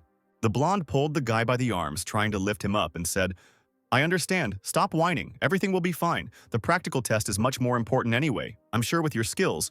However, the girl didn't have time to finish speaking. A magic circle suddenly appeared around the building. Someone in the crowd cried out, Look, the results have finally appeared. And indeed, a blue translucent list of those who passed the entrance exams appeared in the air, and everyone immediately crowded around it. He appeared earlier than Maria expected. The list read, Faculty of Magic, Asil, Practical Exam, 12th place, Written Exam, 1st place, Faculty of Martial Arts, Maria Sen Carabel, Practical Exam, 9th place, Written Exam, 9th place. Seeing this, Asil and Maria looked at each other in bewilderment. Then the girl hugged the magician around the neck, and together they rejoiced that they had passed. The blonde said that the magician won 1st place in theory, and the boy asked if this was really true. Maria replied, It's written right there. Although 2 people share 1st place with you, you're still in 1st place. Well done, cutie. She began to ruffle the boy's head, and he, giggling, said that he was just lucky. Smiling, the blonde turned to Ronan, asking where he stood. However, the young man himself looked very depressed and did not share the same joy as his friends. Trying to smile nervously through the moral pain, he said, I knew it. I'm not on the list, so what did I expect anyway? Asil and Maria began to worry. They didn't want to believe the brunette's words. The girl began to open his eyes with her fingers and say that this couldn't be. And Ronan probably just didn't read everything carefully. And the brunette replied, I'm not on the list. I read every name. I told you. I didn't get in. At that moment, something like a comet reached the ground and created a small explosion, causing Maria to stop. Ronan was surprised by what kind of flash it was, and the girl explained that it was a fireworks display in honor of those who passed the exams best. The flash died down, and from it a phoenix of glory appeared before everyone. He folded his wings in front of him and then flapped them, sending a fireball towards Ronan. Another flash followed, forming an inscription in the air. Second place in the martial arts department, Ronan, practical exam. First place, written exam, 5712th place. For a moment, Asil, Ronan, and Maria looked at this with bewilderment. Then they came to life, and the girl and the young magician began to joyfully strangle the brunette in their arms. Asil kept repeating that his friend took second place, and Maria noted having taken 5712th place in the theoretical exam. You were still able to take second place in the faculty purely thanks to the practical exam. I knew you were a genius. Ronan laughed mockingly and replied, I think you're a good judge of character. Then the young man thought, wait a minute. If I took first place in the practical exam, then it means he lost to me. With his character, he definitely won't tolerate that. Beginning to feel some fear and displeasure from the hugs, the brunette pushed his friends away from him. A guy approached the young man from behind and said, So you are the one who took first place in the practical exam. Ronan felt nervous, thinking, damn, I knew it. This is how we're going to meet? This confident guy was the same holy swordsman Sholofin. The swordsman was getting closer and closer to the young man, and the brunette himself anxiously awaited what would happen next. Someone from the crowd said, This is Sholofin. I never thought that I would meet the rising star of the empire like this. Maria concluded that the man apparently wanted to chat with Ronan, and Asil said that the atmosphere around the swordsman was frightening. Ronan himself thought, well, he's in deep trouble. That means he's the same as he was. A guy who couldn't stand those who wield a sword better than him, with a nasty desire to always win. Wanting to resolve things peacefully and feeling a little nervous, Ronan said, First place, I don't know what you're talking about. Sholofin looked menacingly at the brunette and asked why he was lying. Ronan replied, I mean, why would I lie, or do you have proof? If not, then stop picking a fight and go your own way. Holding the sword in its sheath, the swordsman said, Evidence then. Good. Now you will have evidence. He quickly pulled out his weapon and attacked Ronan, but the young man managed to parry the blow. Asil shouted out his friend's name, worried that he might be hurt, and Sholofin said, That's enough. If you weren't in first place, you wouldn't be able to react. All the future students present in the square became alarmed, realizing that a fight was about to start. The swordsman demanded that Ronan show skills that surpassed his own, and the young man himself, baring his teeth, called Sholofin mad. Ronan parried the enemy's blade and cried out, Okay, if you ask so, then I'll show you. The young man swung his sword and seemed to make 3 strikes at once. However, Sholofin was able to parry them all. The brunette said, This is what you wanted, bastard. Are you happy now? The swordsman looked at his weapon, which was shaking in his hand. Sholofin said, Now I understand why you got a good grade. Excellent technique. Then he attacked the enemy, saying, But as I thought, this is not enough to beat me. Ronan blocked his blow and, becoming even more alarmed, asked the swordsman to calm down. However, the dissatisfied Sholofin demanded to show him everything that the brunette was hiding. While deflecting the enemy's weapon, the swordsman said that he had not yet acknowledged Ronan's victory. While repelling Sholofin's attacks, the brunette thought, This idiot pestered me because he decided to die. That's why I didn't want to cross paths with him. At this rate, he will even get to using the aura, and that will be a problem. With one swing of his sword, he can summon a storm, which is why his incredible aura was nicknamed the Storm Sword, and I can no longer handle it. So Ronan had to make the decision to run away. Sholofin shouted, What are you doing, turning your back on the enemy during a fight? Having reached Asil, the brunette went behind him, pressing the sword to the boy's neck. Catching up with his enemy, the swordsman said, Do you really think that I will let you go? Worried and holding the sword in his hands, the mage asked, Ronan, why me? Sholofin shouted, You vile bastard, to think that you would stoop to using a lady as a shield and you still call yourself a knight? Shocked and upset by this conclusion, Asil explained that he was a guy, and Ronan said, But your character is still the same. Punching his opponent in the face, the brunette continued to speak, even on the brink of death. You put nobility above all else. Feeling the pain, Sholofin fell to one knee and grabbed his face. and Ronan said, "This is our chance, Asil, Maria, let's run." Shocked, Sholifin looked at the brunette, who grabbed his friends by the hands and rushed away. Stretching out his hand forward, he asked them to stop. A bald man with a beard and wearing a brown uniform emerged from the crowd. He indignantly asked what was going on and stated that he had heard about the fight. But when he saw the beaten Shulifin, who had dropped to one knee, he became alarmed. The man shouted, "God, Mr. Shulifin, what happened here? Are you okay? Who dared to do this to you? Describe them. We are guards, we will find and punish them." Wiping the bloodstains from his face and rising from his knee, the swordsman said, "Please speak informally. I am not the son of a ducal family now, but an ordinary student like everyone else. Moreover, you don't have to worry about it. It was a fair fight." The boy brushed the dirt off his uniform and declared that he would take care of himself. Shulifin looked at his weapon and was amazed.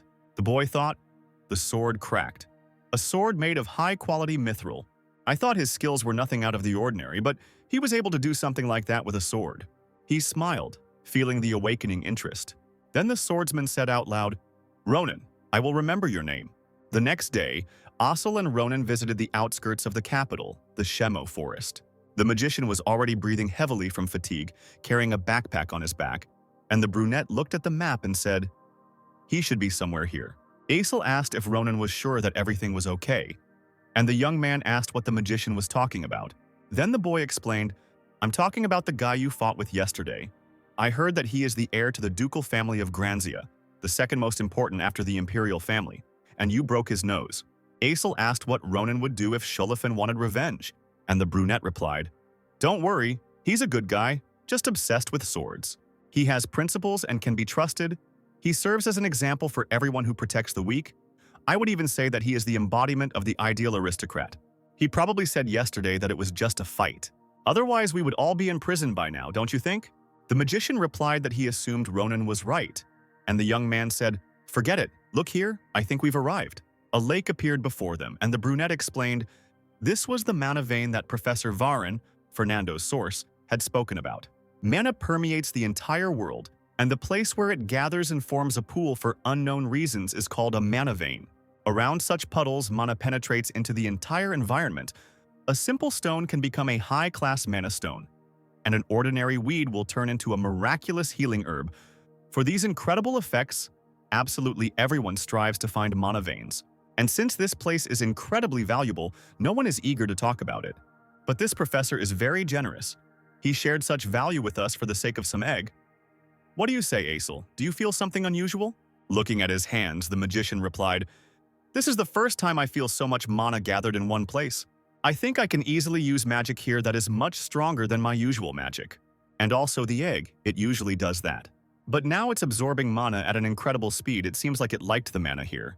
Ronan said, "I see, I still don't understand it myself. Maria would have liked it here too. It's a pity that she had to deal with the affairs of their merchant class. Otherwise, she would have come with us." Asil asked if Ronan thought this place was a little strange. But the brunette, sitting on one knee in front of the lake, did not understand what the magician meant. Then Asil explained, "Professor Varin said that there is a lot of mana here, and that is why many fantastic creatures come here. This means that there should be plenty of ordinary animals here too. But why don't we hear any animals?" Ronan realized his mistake and rose from his knee, thinking that he had relaxed too much. Clutching his head with his hand, the brunette said, "Everything is not going according to plan again, and why is it like this everywhere I go?" Asil asked what was wrong, and the young man told the magician to get ready, as he smelled blood. Alarmed, Asil asked, "The smell of blood? What are you talking about?" Ronan replied, "What do you think? Someone had already visited here before us, but these guests were uninvited. A group of people wearing masks that resembled dog skulls stood in the forest and pulled the strings of their bows. They fired their red-tipped arrows straight at Ronan. However, the brunette did not allow them to hit their target and was able to cut all these arrows. These shells seemed familiar to the guy. He was sure that he had seen them before. In a past life in a penal battalion camp, one of his comrades told him about this. He held exactly the same arrow in his hand and said, "Do you know how powerful it is? This unusual arrow can tear off the head of even an orc. What do you say, Captain? Would you like one like this?" Sitting in a bored pose, Ronan replied, "There he goes again. You were caught poaching like that, so maybe you should stop lying already." And the comrade was indignant. "I'm telling you, the arrow is just something. Only hunting dogs can use these. Those who have successfully carried out 100 sorties, they are the elite of the Calaboro." Now the young man thought, Caliboro again, and not just simple mongrels, but hunting dogs. Ronan also said, Asil, hide somewhere but be careful. Don't let them make a porcupine out of you. The brunette explained that he himself would step away for a while, after which he rushed forward, leaving behind the stunned magician. The leader of the group, being in the forest with his comrades, was nervous. What? Who is he? With one swing, he chopped off all the arrows filled with mana.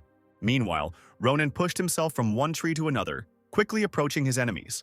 Noticing this, the alarmed leader cried out, Scatter, surround him, and attack him. The young man thought, as he thought, he makes decisions quickly, which means these guys are different from the small mongrels that I met in the forest then. As ordered, all 4 boys jumped onto different trees. Ronan stopped abruptly and shouted, Stop it! You can't tell your allies from your enemies anymore. The leader of the group, sitting on a tree branch, was indignant. What?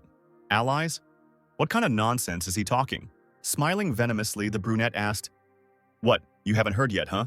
I am the youngest hunting dog of the Damas branch, Agayut. The members of the Caliboro came down, stood before the young man and asked, Are you really a hunting dog? Ronan answered in the affirmative and asked if they really didn't believe him, and the leader said, You want me to believe this nonsense? But even with connections, they wouldn't take such a sucker into the hunting dogs. Sighing, the brunette said, If you don't believe me, you can ask the wolf of your branch, and I'll give you a little advice. Thinking that everyone around you is worthless just because you are one yourself is not the best habit, brother wild dog. This makes you look absolutely pathetic. Enraged, the man grabbed the young man by the clothes and screamed, You little bastard, you dare insult me? Do you want me to tear you to shreds? They put a knife to the brunette's throat, but Ronan, still smiling, said, God, you also like to attack people. It usually ends badly. One of the group members put his hand on his friend's shoulder and said, Hey, calm down. Don't doubt him just because he's a child.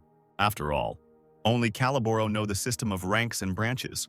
Let's first find out from the captain.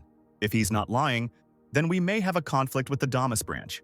Someone came out of the bushes and said, I told you to just watch.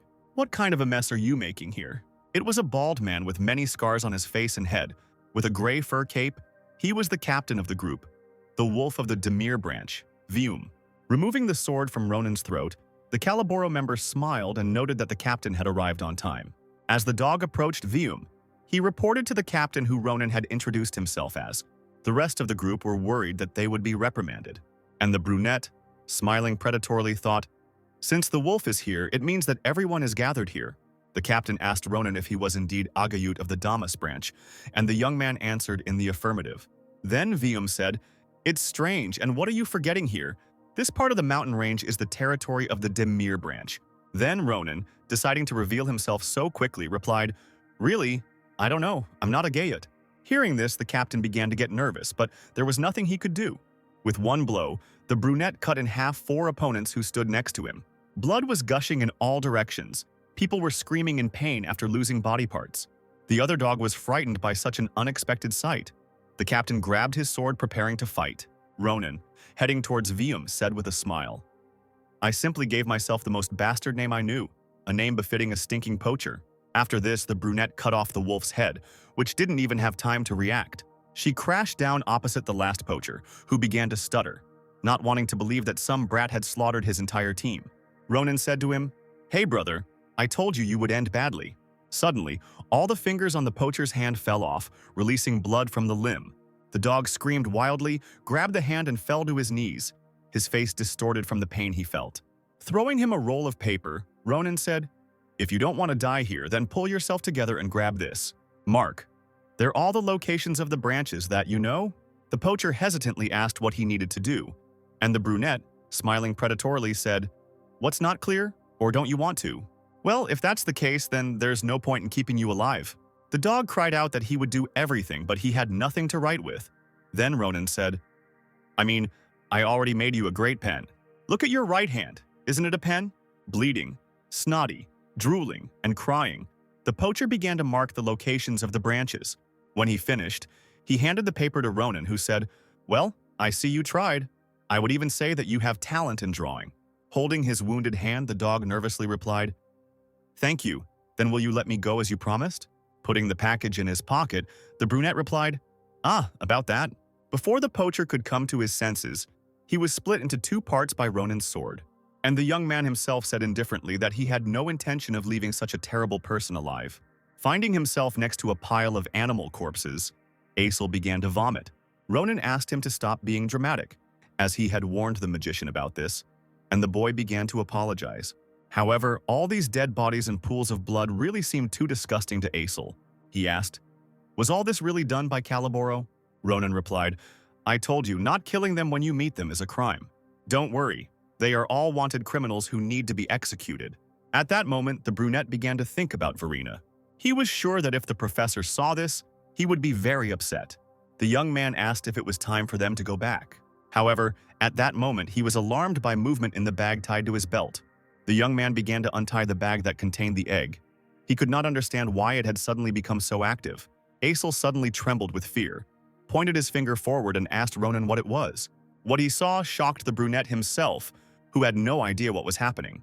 Drops of blood rose from the ground and from the bodies of animals. They gathered faster and faster into one point, forming a bloody cloud. Asil screamed in horror, and Ronan stood in front of him in a fighting stance, ready to protect his friend from something unknown. At that moment, the egg slipped out of the brunette's hand and began to glow brightly. The raging blood rushed towards the egg, enveloping it. It glowed even brighter, attracting and absorbing more and more blood. Hiding behind Ronan, Asil asked what was going on, and the brunette replied that he himself knew no more than the magician. Smiling nervously, the young man said, "I am sure of one thing. Whatever's under the shell, it's definitely something unusual." After some time, all the blood in the area was absorbed. Asil asked if it was all over, and Ronan replied, "It looks like it, but nothing has changed." However, at that moment, the egg cracked. Asil was surprised by this, and the brunette was happy that the chick would finally hatch. The crack grew, the creature breaking through the shell, getting a better and better view of the contented Ronan. The young man said, "It's time to see what kind of dream bird will hatch," after which this very bird of dreams flew at high speed straight into the brunette's face. Ronan clutched his wounded nose, outraged at being hit so unceremoniously. A small creature with red eyes, black and white fur, 4 legs, the same number of wings and long ears appeared before the boys. The brunette said, "This is a dream bird, but no matter how you look at it, it doesn't look like a bird." Asil concluded that this creature was more like a dragon. The young man asked if he really thought so too, and the magician replied, "Yes, that's how they are depicted in books."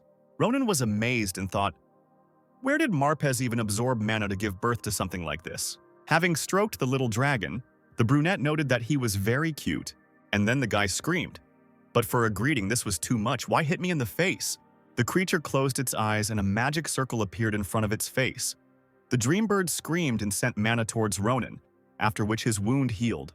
The brunette was surprised that everything had healed, and Asil was delighted. "Wow, this kid knows healing magic, and besides, she really likes you, Ronan." The dragon nuzzled the boy's cheek, who said, "God, she's much more capable than she looks." The joyful magician suggested, "Let's give her a name. We can't call her the Bird of Dreams all the time."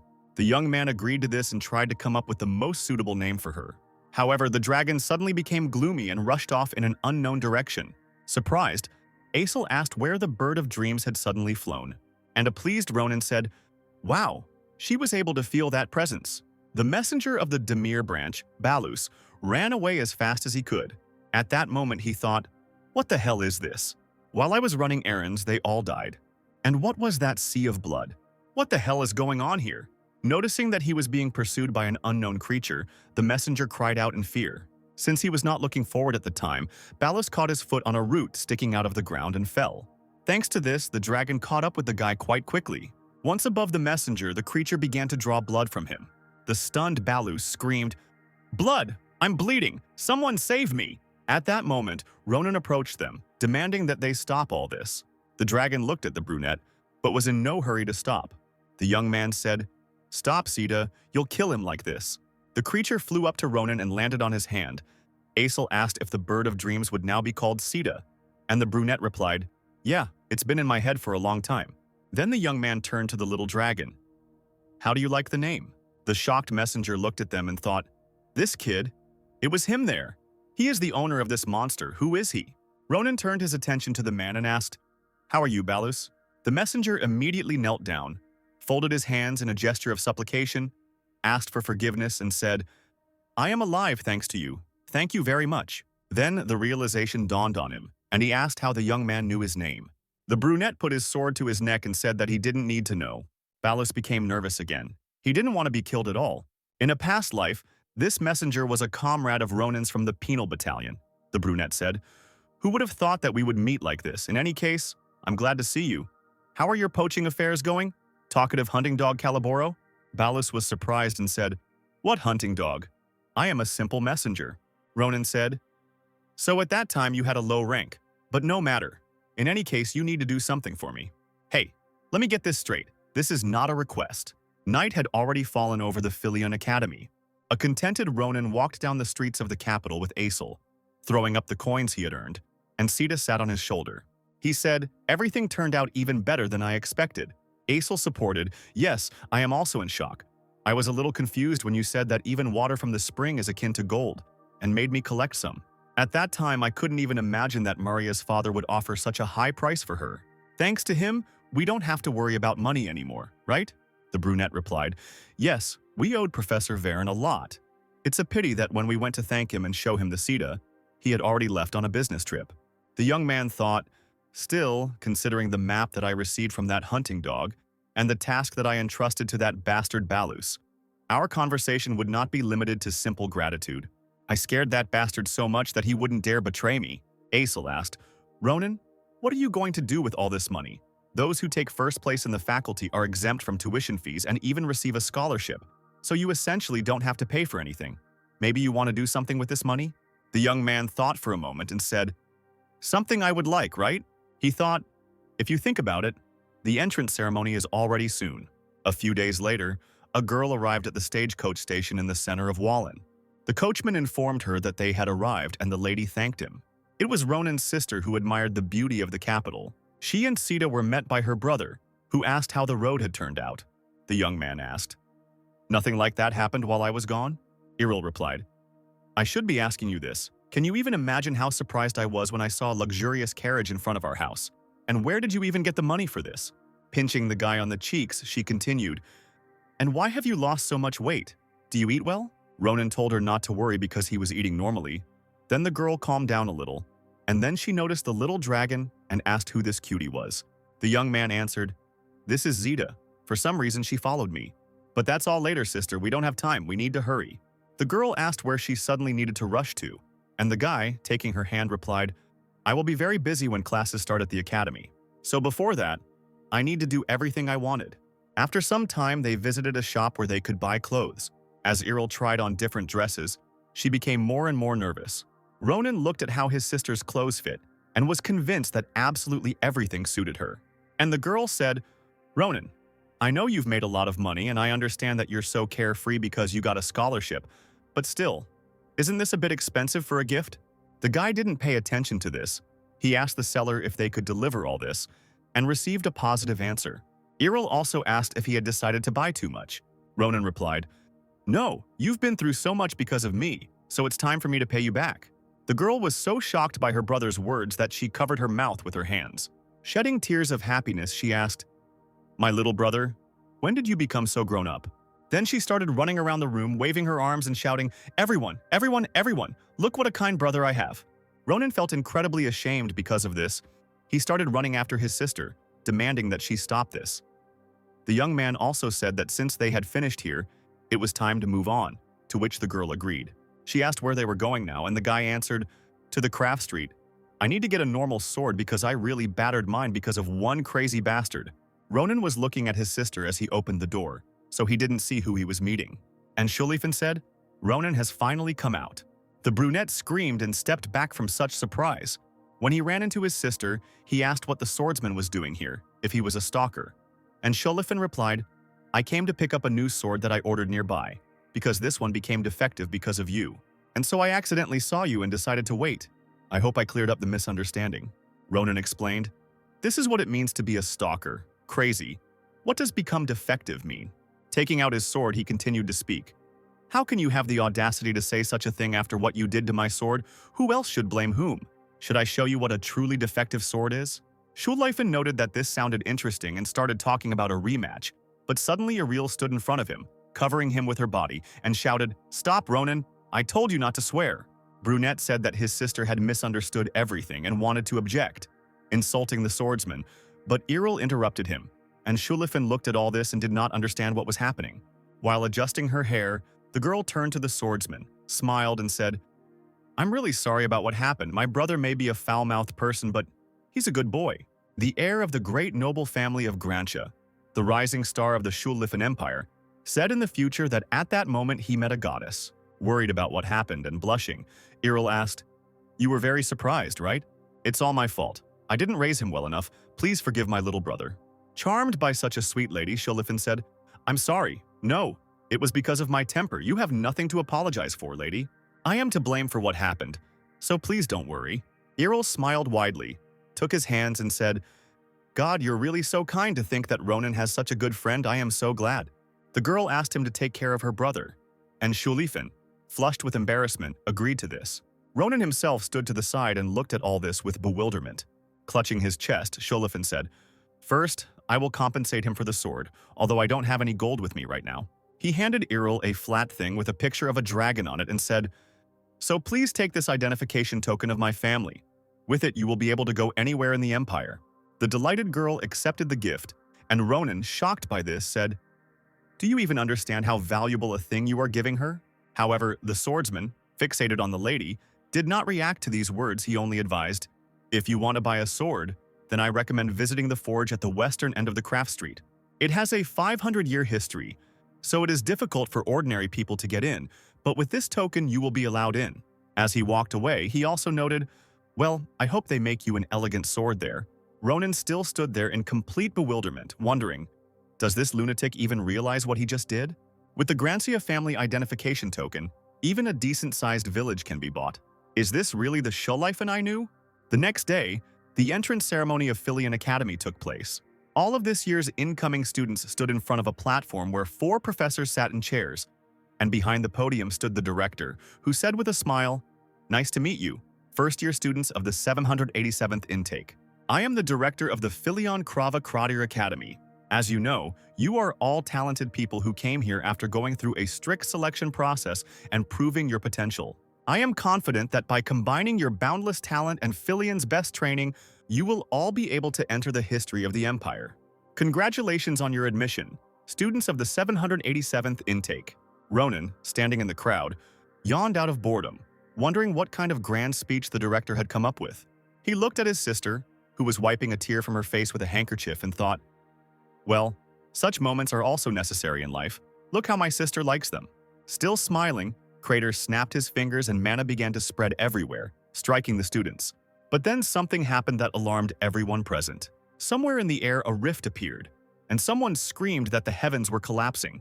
Then high platforms appeared around the students, on which stood many people.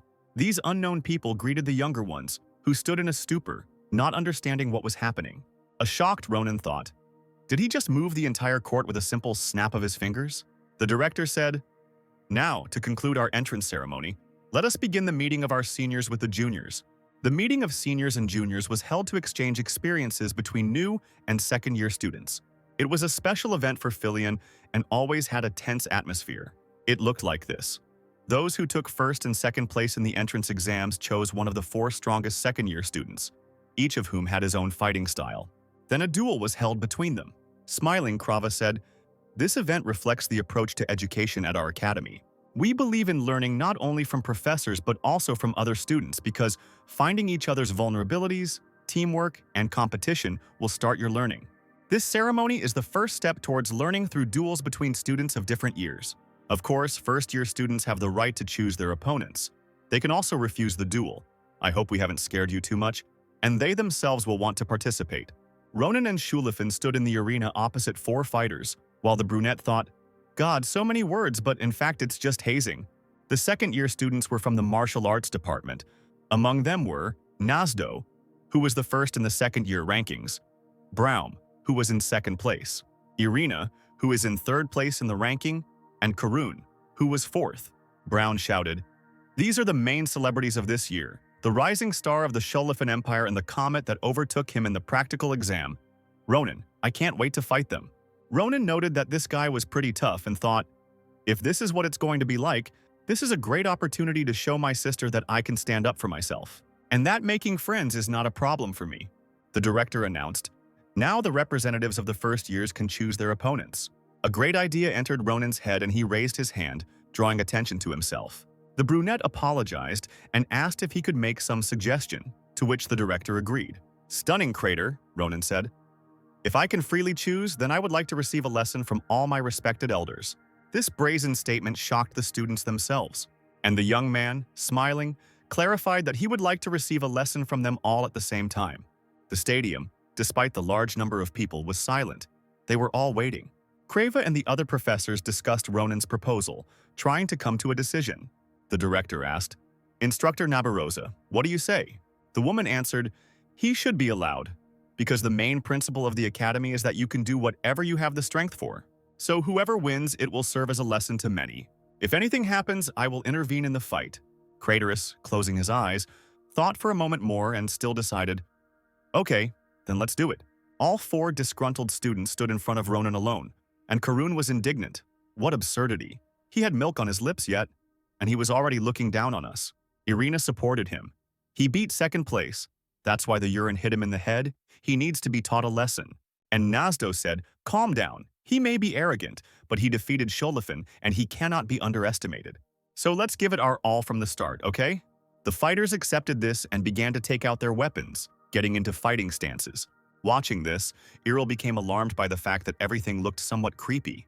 She shouted to her brother, "Ronan, be careful. If you can't handle this, then give up right away, understand?" The guy turned to her, smiled, and waved his hand, making it clear that everything would be fine. But then the director announced, "Well, then the first fight between the seniors and juniors begins."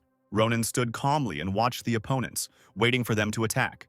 Nazdo was the first to rush at the young man with his sword. The enemy aimed straight at the head, but the brunette managed to dodge the blow. Ronan thought, "Not a bad blow.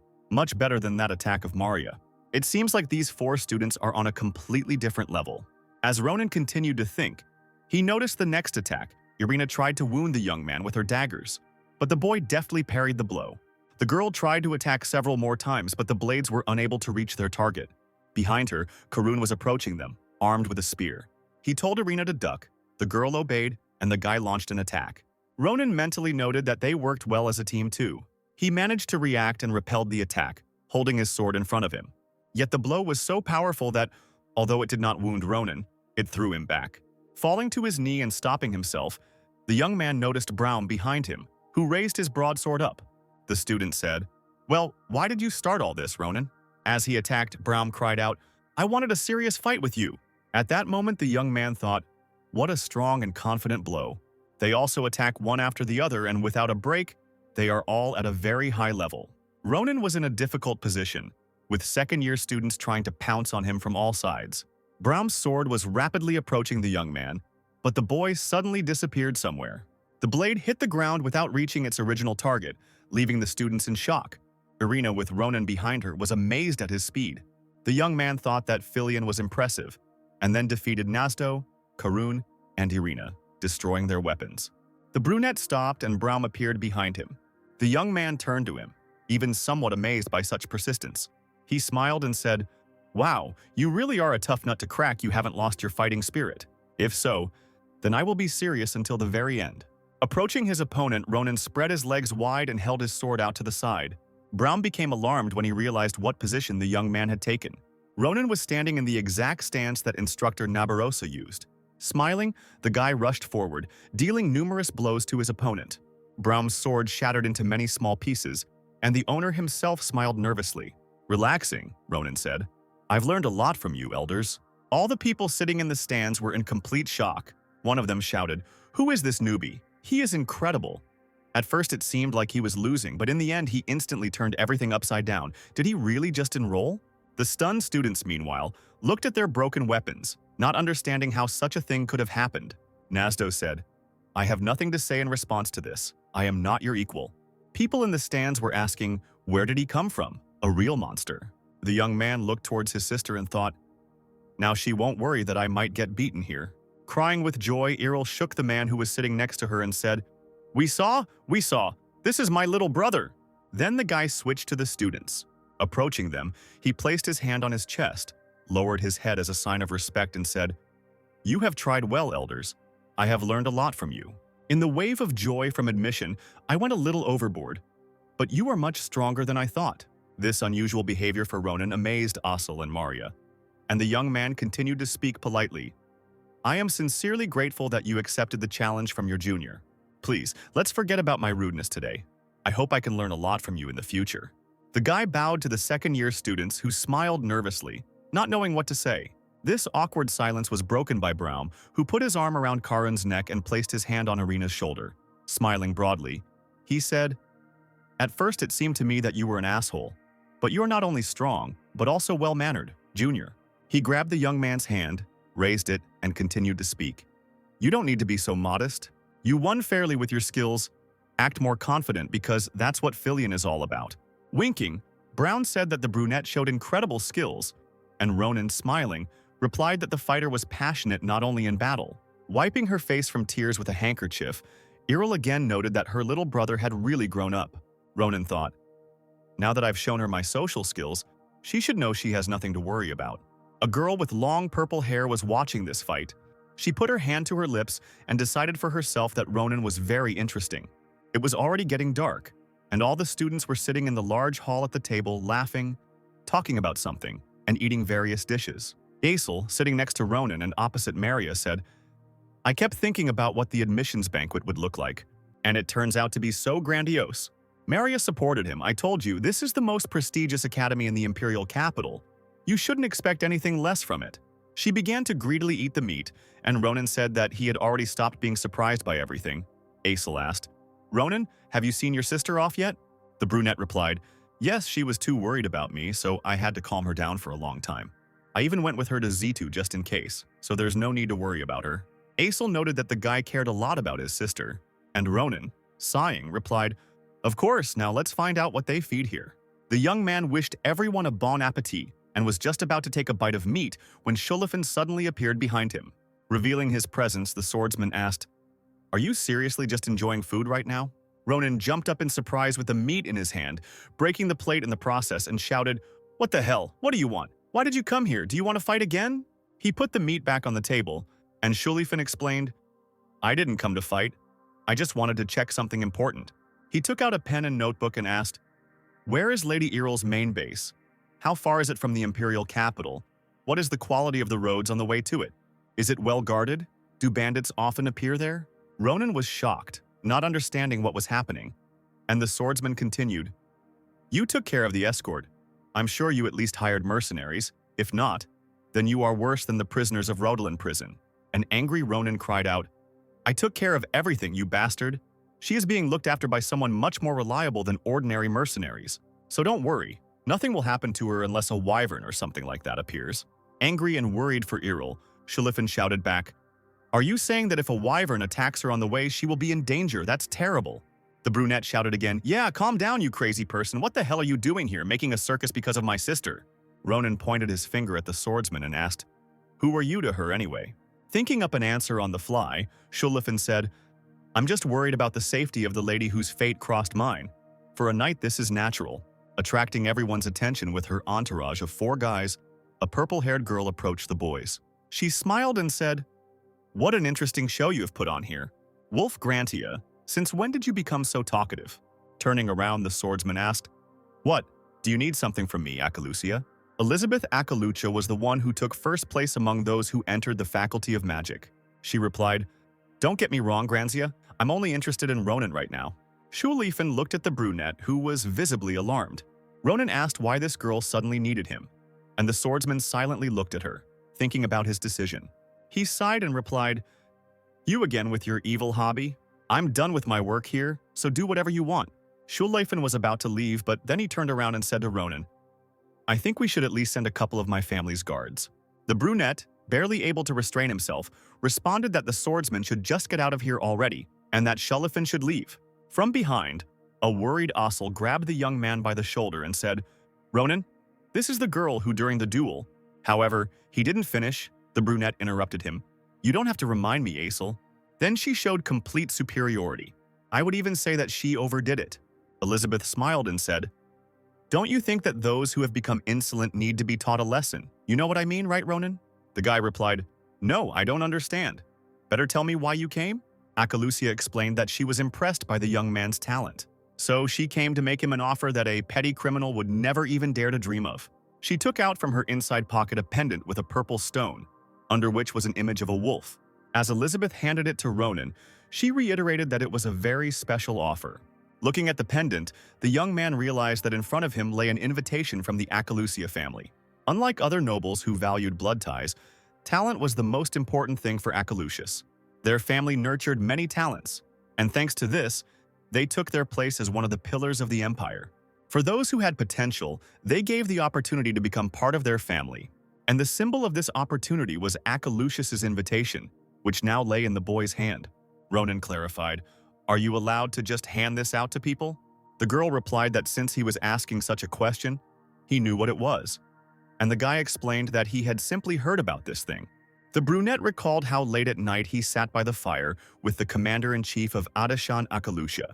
She showed Ronan her family's invitation, and the guy asked, "Is this really an invitation?" With him, even a commoner like me can become part of a great family, just like you, Commander-in-Chief? The girl answered, "Of course, first you need to pass a test from the head of the family, but for those who have talent, this is not a problem." As she put the pendant away, she continued to speak. "So keep that in mind, Corporal Ronan.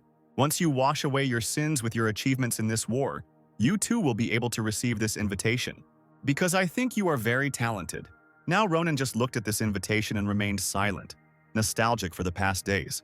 Elizabeth said, "Since you know I don't see the point in explaining everything to you, I hope you will make a wise choice. Even if you are born a wolf, living among sheep, you will become one of them." After these words, the girl turned away, grinned insolently, and left with her entourage. When she left, Asil sighed with relief, and Ronan concluded, "Geniuses always do whatever they want, right?" He thought, "Good. Now I will be able to contact them. Acalusia. They might be useful to me." At Philian Academy, the most valued thing was the students' abilities, and depending on your grades, your surroundings would change. The most striking example of this was the dormitory system. All the average students ended up in the Nedian Hall. Everyone got a clean room there, a high-class cafeteria, and so on. It was a pretty good hostel, where there was everything you needed. On the other hand, the bottom 30% of students were sent to the Hall of Craters. The first day of those who got there always began with screams. So once again, one of the guys shouted, "Why the hell should we live in this crumbling house? We are nobles. We need at least a few servants." One of the academy workers explained, "I'm sorry, but there are no servants in the Hall of Craters. Each room accommodates 4 people. The cafeteria, shower, and toilets are shared. These are the rules of the academy. Don't look at me like that, so study hard, young gentlemen. Otherwise, you will stay here for the next semester." And the last dormitory, which housed the top 10% of students, was called Nabardo's Hall. It could be described in one phrase. Upon seeing this luxurious place, Ronan noted that it looked incredibly sophisticated. He said, "And all this is done for the students, and it is truly a famous academy." On the table, the young man noticed several sheets of paper with a pen and an inkwell. Apparently, this was the same course selection form they had been told about. The guy thought out loud, "I just need to choose the courses I would like to take. The first year is a bit of a learning curve, so everyone says not to take too many courses, but all the courses look so interesting." This was the classic mistake of first-year students who were facing hell ahead. Ronan carefully read through the courses available to him and noted the ones he liked best. Having finished filling out the form, the guy sat and was satisfied with his choice. He noted almost all the courses that were presented. Somewhere deep down, he knew that it was too much. But the brunette decided that since he was in Philip, he should take all the courses he wanted. So he attended the basics of imperial fencing with the chief instructor, Abar. The frowning man told him, "You no longer need to take this course." Ronan was somewhat taken aback by the instructor's sudden decision. The brunette asked what the man meant, since they had only just begun. And Abar, laughing, replied, "My friend, these are my words. We have only just begun, and you have already perfectly mastered all the basics of imperial fencing techniques. According to the rules of the academy, students are allowed to be released from classes once they have mastered the entire curriculum. If you stay, you will only demotivate the other students. But don't get cocky, just keep studying hard." A few classes later in the evening, Ronan, with his sword stuck in the ground, sat by the lake and felt sad. He didn't understand how it happened that he was kicked out not only from imperial fencing, but also from archery and monster hunting, where he had shown excellent results. The young man grabbed his hair and was indignant about this. The guy had not imagined it that way at all. A woman came up to him from behind and said, "I thought you looked familiar. Shouldn't you be in class?" Turning around, Ronan recognized the woman as instructor Nabarosa.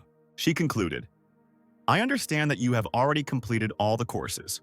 The guy, rising with the help of his sword, confirmed this and asked if all courses would be like this, since he thought that Filion would be better. The instructor thought, "I know these were just courses for those who just enrolled, but to finish them all on the first day, in principle, this is what should have been expected. It only took him one look to copy my technique." She said, "Young man, as Filion's instructor, I cannot turn a blind eye to this." The instructor asked Ronan to give her his sword, and the young man became alarmed, not understanding why she wanted it. He wanted to ask what Nabarosa was going to do to him, but the woman abruptly snatched the weapon from him and explained that she would teach him a lesson. The nervous boy asked again what the instructor wanted to do with his sword, but in the next moment everything became clear. Nabarosa made an attack that missed Ronan and caused a splash. The brunette was amazed by such a level of swordsmanship. He had guessed that such a thing was possible. As Nabarosa plunged Ronan's sword into the ground, she said, "I think that's all this piece of metal can do. It can't even be called a weapon, it only prevents you from revealing your power." The woman said to look carefully and placed her hand on the white hilt of her sword, which was in the same white scabbard. The swordswoman swung her sword, causing such a strong gust of wind that the water in the lake parted in front of them. Nabarosa froze for a moment, holding the sword right at the boy's neck, and the water spilled out again, raging.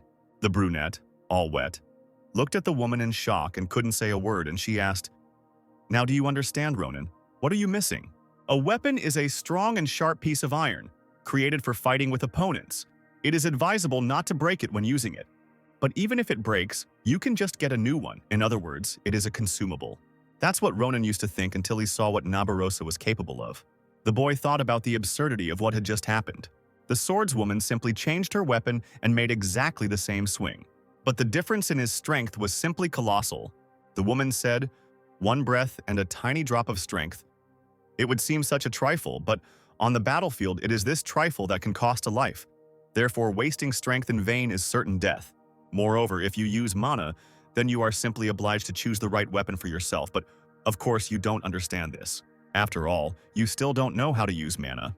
The brunette asked if the instructor knew this, and Nabarosa replied, "Yes, and I don't find it hard to believe that you are capable of demonstrating such power without using any mana at all. But one day you will be able to use it, and to do it right, you'll need a good weapon. And if you're really thinking about it, come to my classes, Ronan."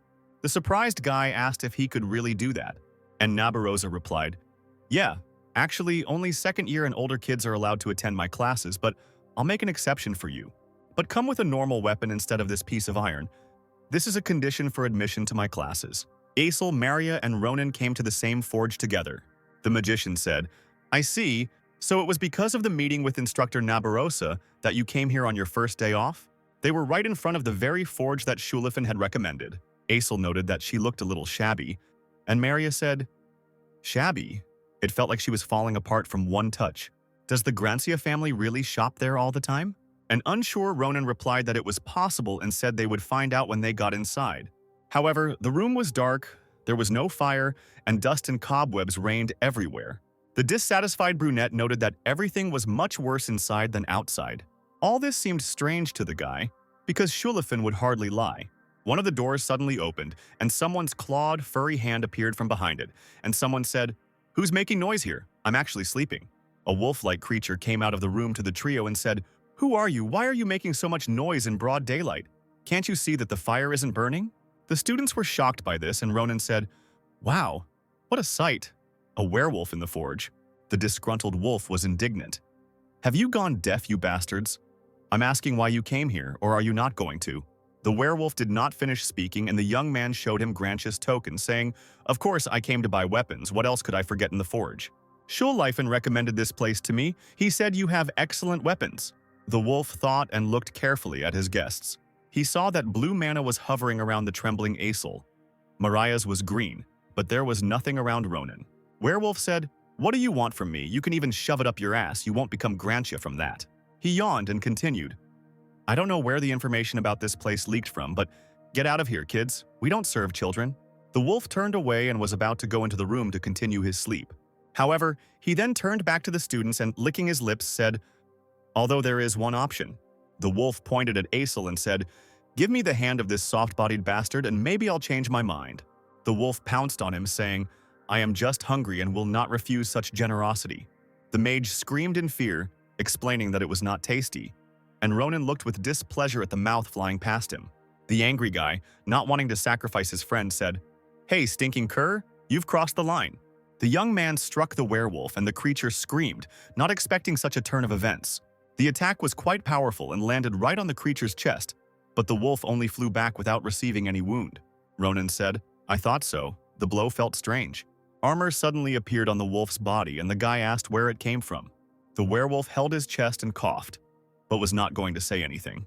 Then the brunette said, "It doesn't matter. I can just break it anyway." The wolf began to tearfully ask him to stop and explained that it was just a test. He assured that they always tested the skills of their new clients, and the werewolf just wanted to test the invisible armor that he did recently, so he went a little overboard with the provocation.